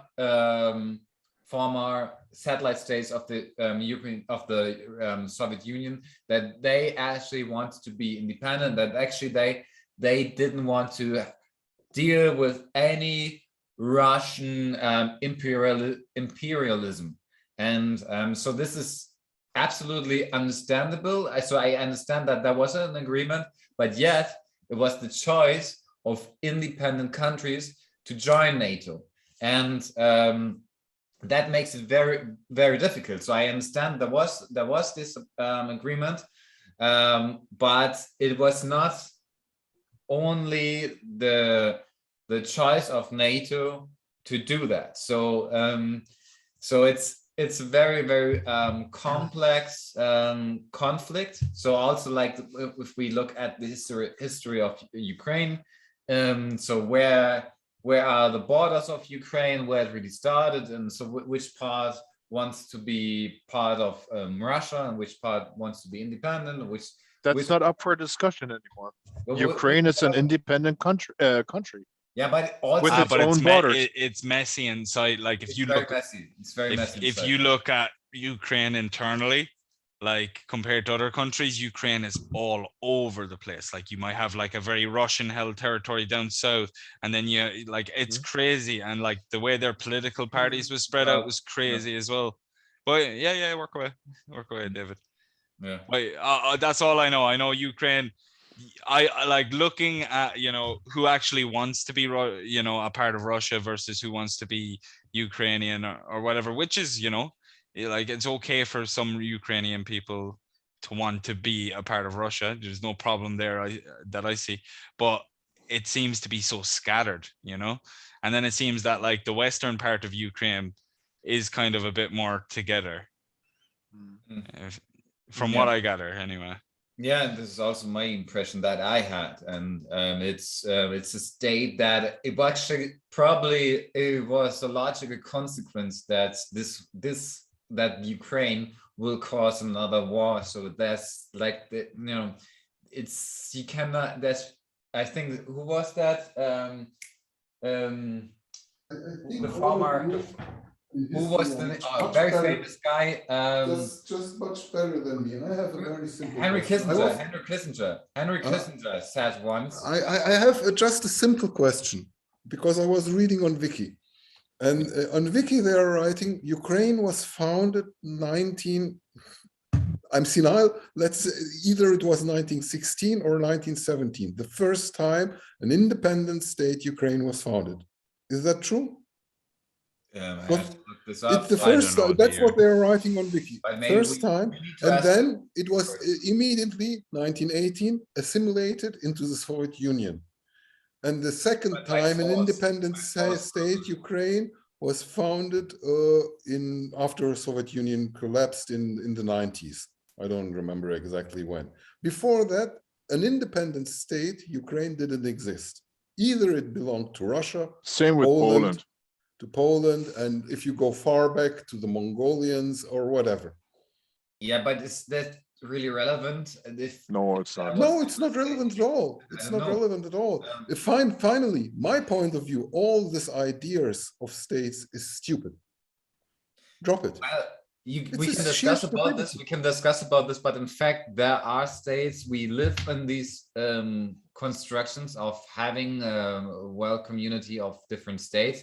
And I understand your point. Of course, we can say, well, yeah, but this is the cause of wars. This nationalistic and patriotic attitude.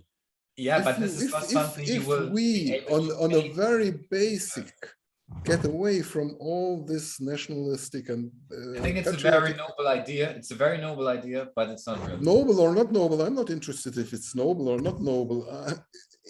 In my opinion, it's very simple. There doesn't exist any states. And if you go, yeah, you can call it utopia. If you go far back, the part I'm living in Germany belonged to the Roman Empire. It's the same thing.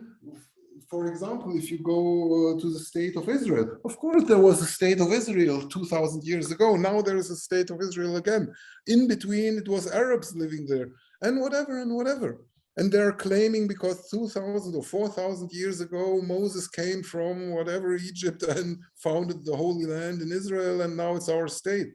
It's sheer stupidity. All these things are based on sheer stupidity, and people are fighting and killing each other for borders which doesn't exist. But we will not come over this status. Yeah, and why don't we come over this? Because everybody is participating in this stupidity. We are all too different, and therefore we are creating our own states. And so we will. How can we find a common grounds? With all. Yeah, trying to find common grounds. If you look at it, it's just European Union. In my opinion, very good idea. At least going a bit far away from this. And finally, it's before Ukrainian crisis. Nearly it was collapsing. European, you know about the Brexit, you know about all this, like you asked Alice before. I think without the Ukrainian crisis, maybe the right party of Le Pen would have been much more powerful and would have had chances to win elections.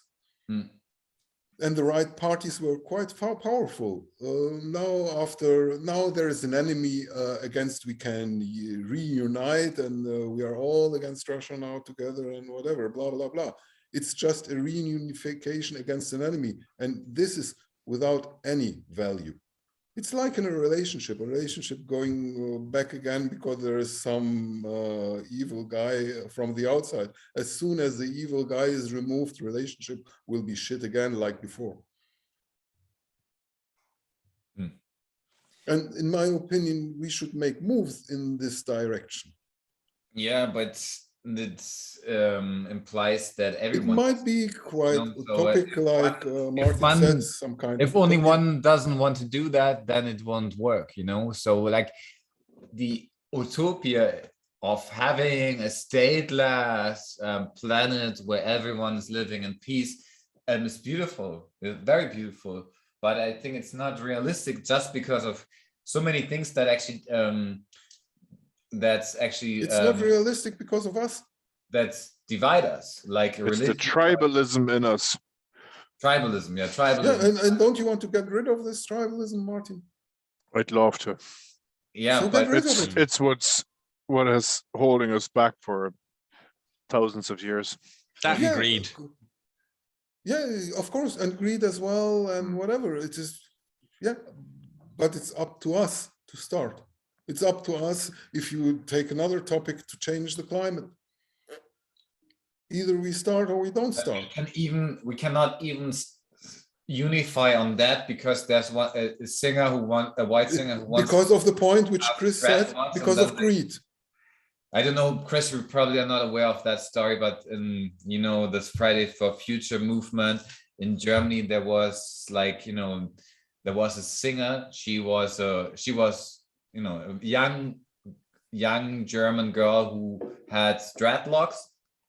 She was white, and then she was expelled from singing for Fridays for Futures because she was not supposed to have dreadlocks as she is white, and white persons should not be allowed to have dreadlocks. This is what they told me. What do you think of this? Expelled. Yeah, so this what why do you she think got of this, Chris? Chris? So this happened, I suppose, before, because now you have so many white men with dreadlocks, right? So is this kind of, are they making this a race thing? Yeah, they made a racist thing, yeah. A racist thing, and they said she cannot be like a head figure of that movement, or she cannot okay, yeah, of that movement as a white person having dreadlocks, you know. So because she hitchhiked, this dreadlocks are a symbol of the fighting of the slaves against the oppressors and blah blah blah blah. Sorry, sheer stupidity, in my opinion. Really, I think she should be allowed to do whatever she wants. Whatever she wants, it's the same thing. Anyone who has a tattoo, tattoos are coming from Polynesia. In Polynesia, tattoos were a spiritual symbol. So no one should be allowed to wear a tattoo because it's humiliating these poor people from Polynesia. So sheer stupidity. Yeah. But it tells us it's hard to find a unifier if we cannot even if you cannot even wear what you want, and even if you have disagreements on that level, who can be an ambassador for that movement. So it's just about climate change, how to prevent global warming and so on, and so they cannot even agree on the because it's very simple. They're just playing their games, like Chris said about the politicians. They're politicians now. Everybody's participating in Ukraine and showing so much compassion and whatever, and before that they gave a shit, and about all the other wars they gave a shit as well. It's just the profit that they are getting out of it, and this is something where, like, here's something from the bottom we can start changing our consciousness. Here's something I heard about the whole Ukraine war at the moment. Apparently NATO or Europe has given over 1 billion, 1 billion euros in support to Ukraine.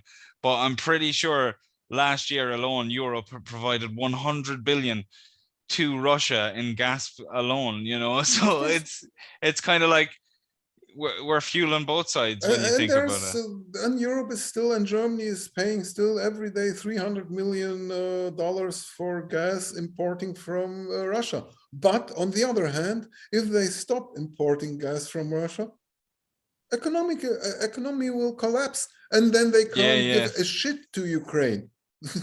It's very simple. I would hope from all of this to see like kind of like a more kind of like, who was it? Was it Macron who said it? Who like countries should start becoming independent energy wise as best as they possibly can. And I'd love to see a big shift for each country trying to maintain their own energy, you know, because renewable energy is the only, they haven't.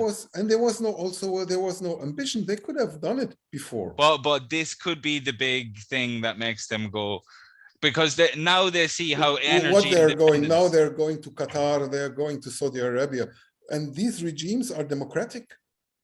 What they would do is they would switch to renewables, and that's what's going to drive that change, I'm sure.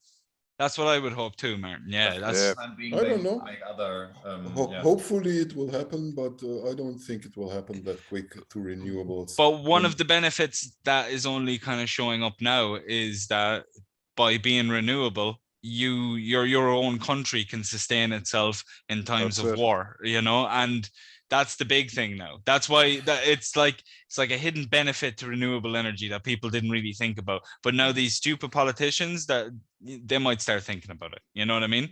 Because not thinking about it for the environment's sake, thinking about it for their own count's sake and defensive purposes. But either way, once renewable energy, I just want to see it happen, you know. might be that will happen. Interestingly, like, you know, in Germany we have a great anti-nuclear movement, but our neighbor France is the opposite. And I read today on Sky News that actually the government of Boris Johnson is counting on nuclear energy. And what was the other energy they counted on? So like in Germany, we believe we really must get rid of nuclear energy tomorrow, if we could. But I think, didn't there start a discussion that they will not? I think this year was the year of turning off all nuclear plants. And I think in the wake of Fukushima that they were announcing. It started with Fukushima, but this year was the end of this year. All nuclear plants should go off. And I think now they started a discussion because of Ukraine and because of all this dependency of Russia. They started a discussion. Maybe they will prolong this or whatever. I don't know. That's what I think I remember. I'm not very much involved in that, but I just want to outline that that Europe is not speaking with one voice in that regard. Like, you know, France is having a totally different idea of, or like alternative energies, of course, alternative energy, and UK as well. And so only Germany is actually going that direction, that they want to get rid entirely of nuclear energy. And for us, it seems quite normal to say, no, we don't want nuclear energy. But in France, UK, and I don't know, Belgium, they see it completely differently. So and this is what people haven't understood yet, that it's difficult to turn off nuclear energy, especially in Germany. Like, I wouldn't see, like, if this was supposed to be the year to turn off the nuclear power plants, I wouldn't see the feasibility in it. You know what I mean? Yeah. And nuclear power can be safe too. It's just but there is still one unsolved problem. What to do? Chris, you need to go in a few minutes. That's fine. Yeah, don't worry. Yeah. No worries. Yeah. That's all right. I think we will end this session soon, and I think it's like it's 11 26, so actually we actually spent more time at 11:26. yeah. I'm going to stand up here in Germany now. It's 12:26. 12:26. Yeah, and I'm going to stand up at 6 o'clock in the morning. Okay. You're a very tough guy, you know. So that's just. No, I'm not tough at all. But you know, I think it's a good time to end this I session. think, Chris, are you married? No. Girlfriend? Single. No, single. Single, okay. Oh. Single. Free. So no girl enemy, no whatever. So the two of us are going to stay. These two married guys, they are hand-packed husbands, so no chance. There you go. But I actually learned, like, we used to play Command and Conquer, Martin, myself, and Jakob is the only single guy, and he's the one who's he's the one who's leaving the earliest, yeah. He's the earliest, so he always finds an excuse, and actually the only one who's always available is Martin with, I don't know how many kids you have, 3, 4, 5, I don't know. I stopped counting. Martin's looking to get away.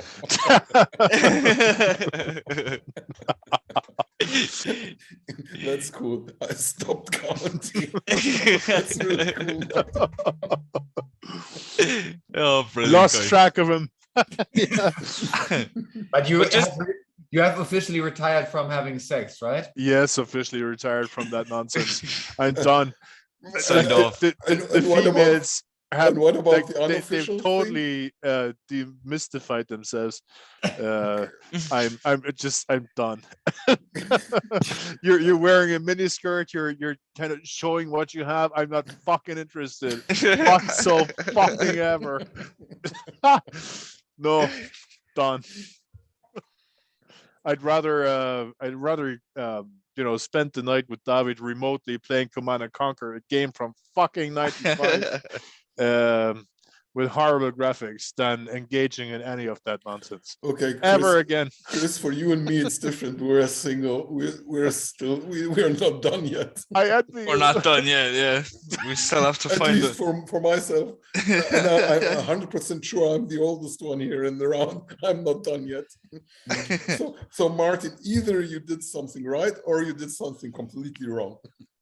Either way, my decision stands. He's done it, and there's nothing else he can do about I don't believe you. I don't believe you that you're done. Well, take my word for it.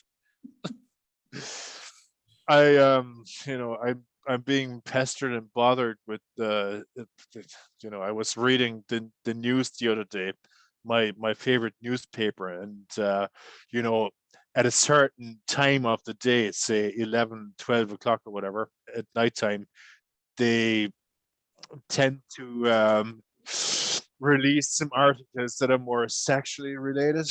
Okay.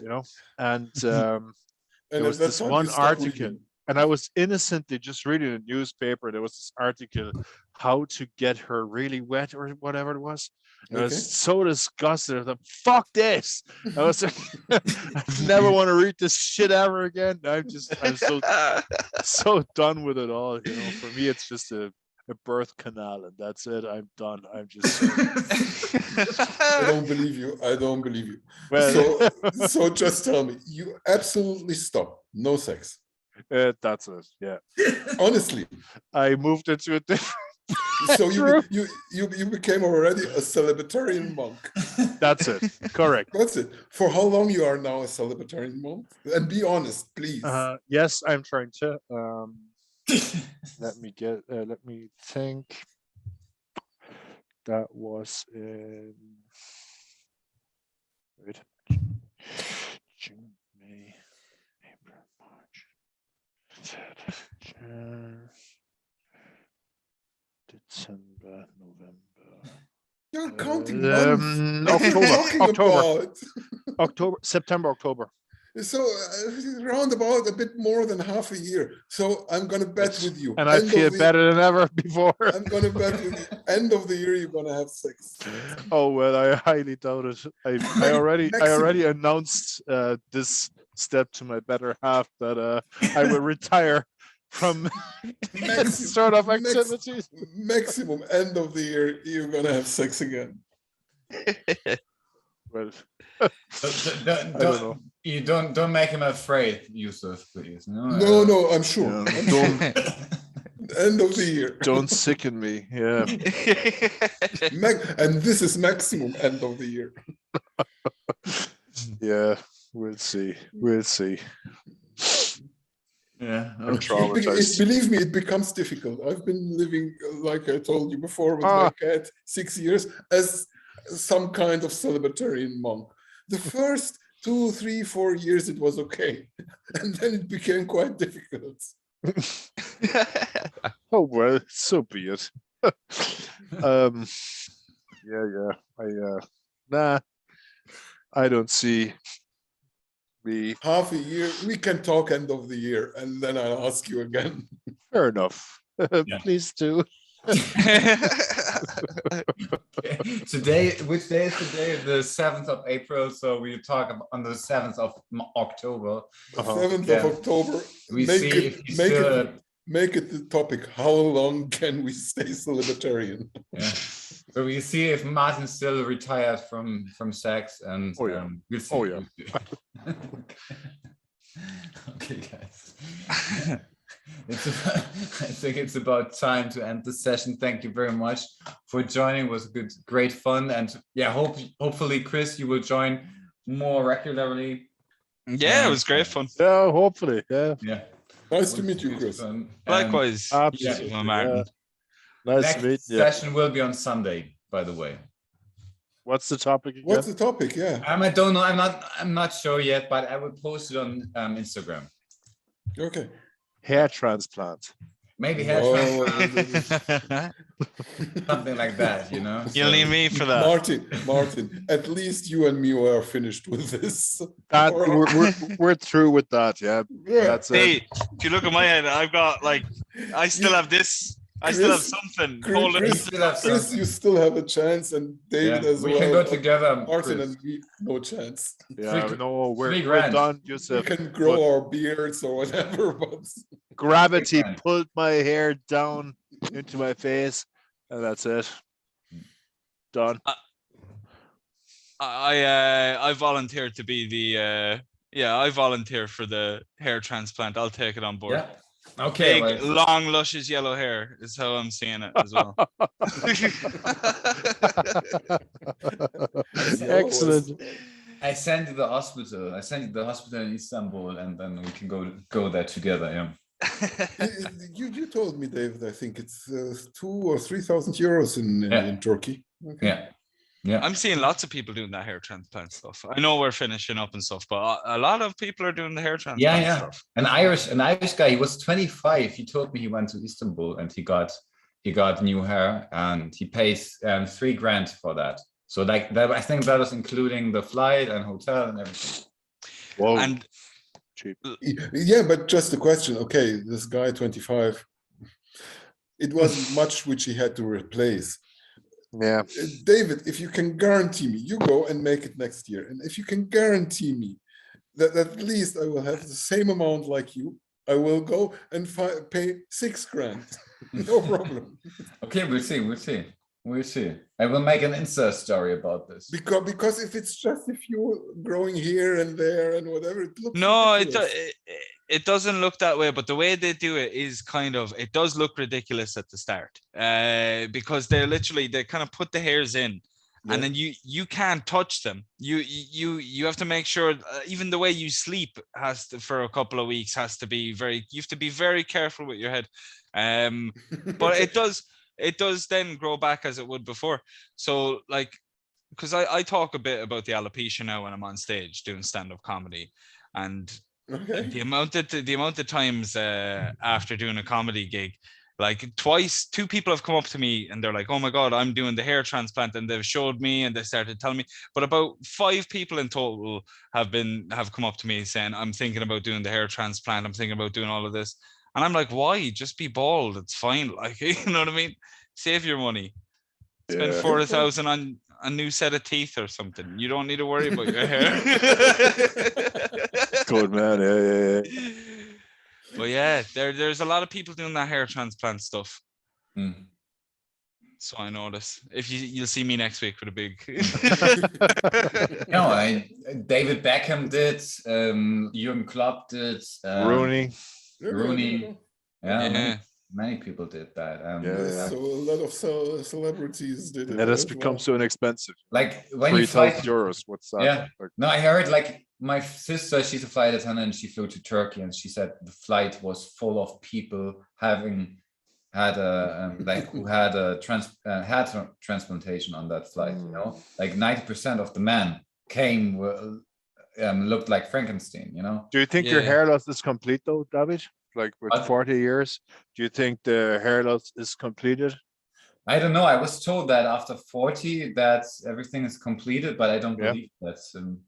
I think it's problematic when you're 25 and you go there and you get your hair transplants. Yeah, this can end up pretty bad, like, you know. Yeah, I think 25 is too early. I think it's too young. Definitely. Yeah. So I'm 40. And I'm too late. 55 is too late.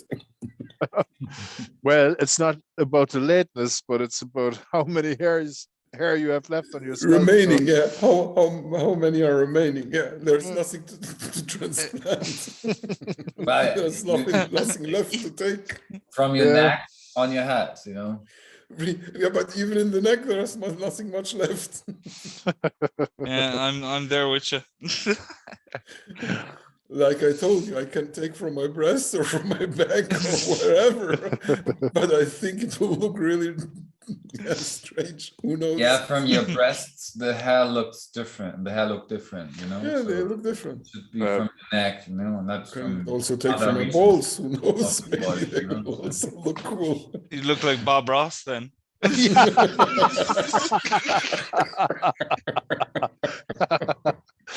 It's nice curls going. And on that note. All right, guys, I'm probably going to bounce now, though, but I'll definitely come back for the chats again.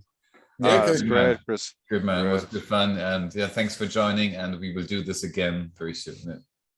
No problem. Guys. Go on, talk to you. Yeah, see you later, Streamy. Yeah. All right. See you. Later. See you. Seid ihr noch da? Jo. Der Mordimeister ist noch am Start. Ja, lass mal gucken, wie viele Zuschauer wir haben. Ja, bin mal gespannt, du. Ja, ich glaube nicht viele. Ja, dadurch, dass die Tags auch nicht stimmen. Ja, das ist halt immer scheiße bei dem Twitch-Studio mit den. Das ist kacke, dass vor allem, du kannst auch keine Tags richtig setzen. Die Tags sind ja so beschränkt auch, ne?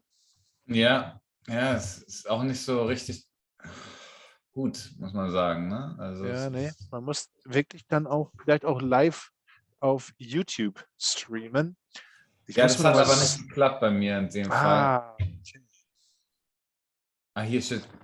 Hier hat sogar irgendein Typ geschrieben, hi, I likes the lighting effects in the room. Okay, I likes the lighting effects. Ach, dein Sternenhimmel. Ja, Sternen. Livestream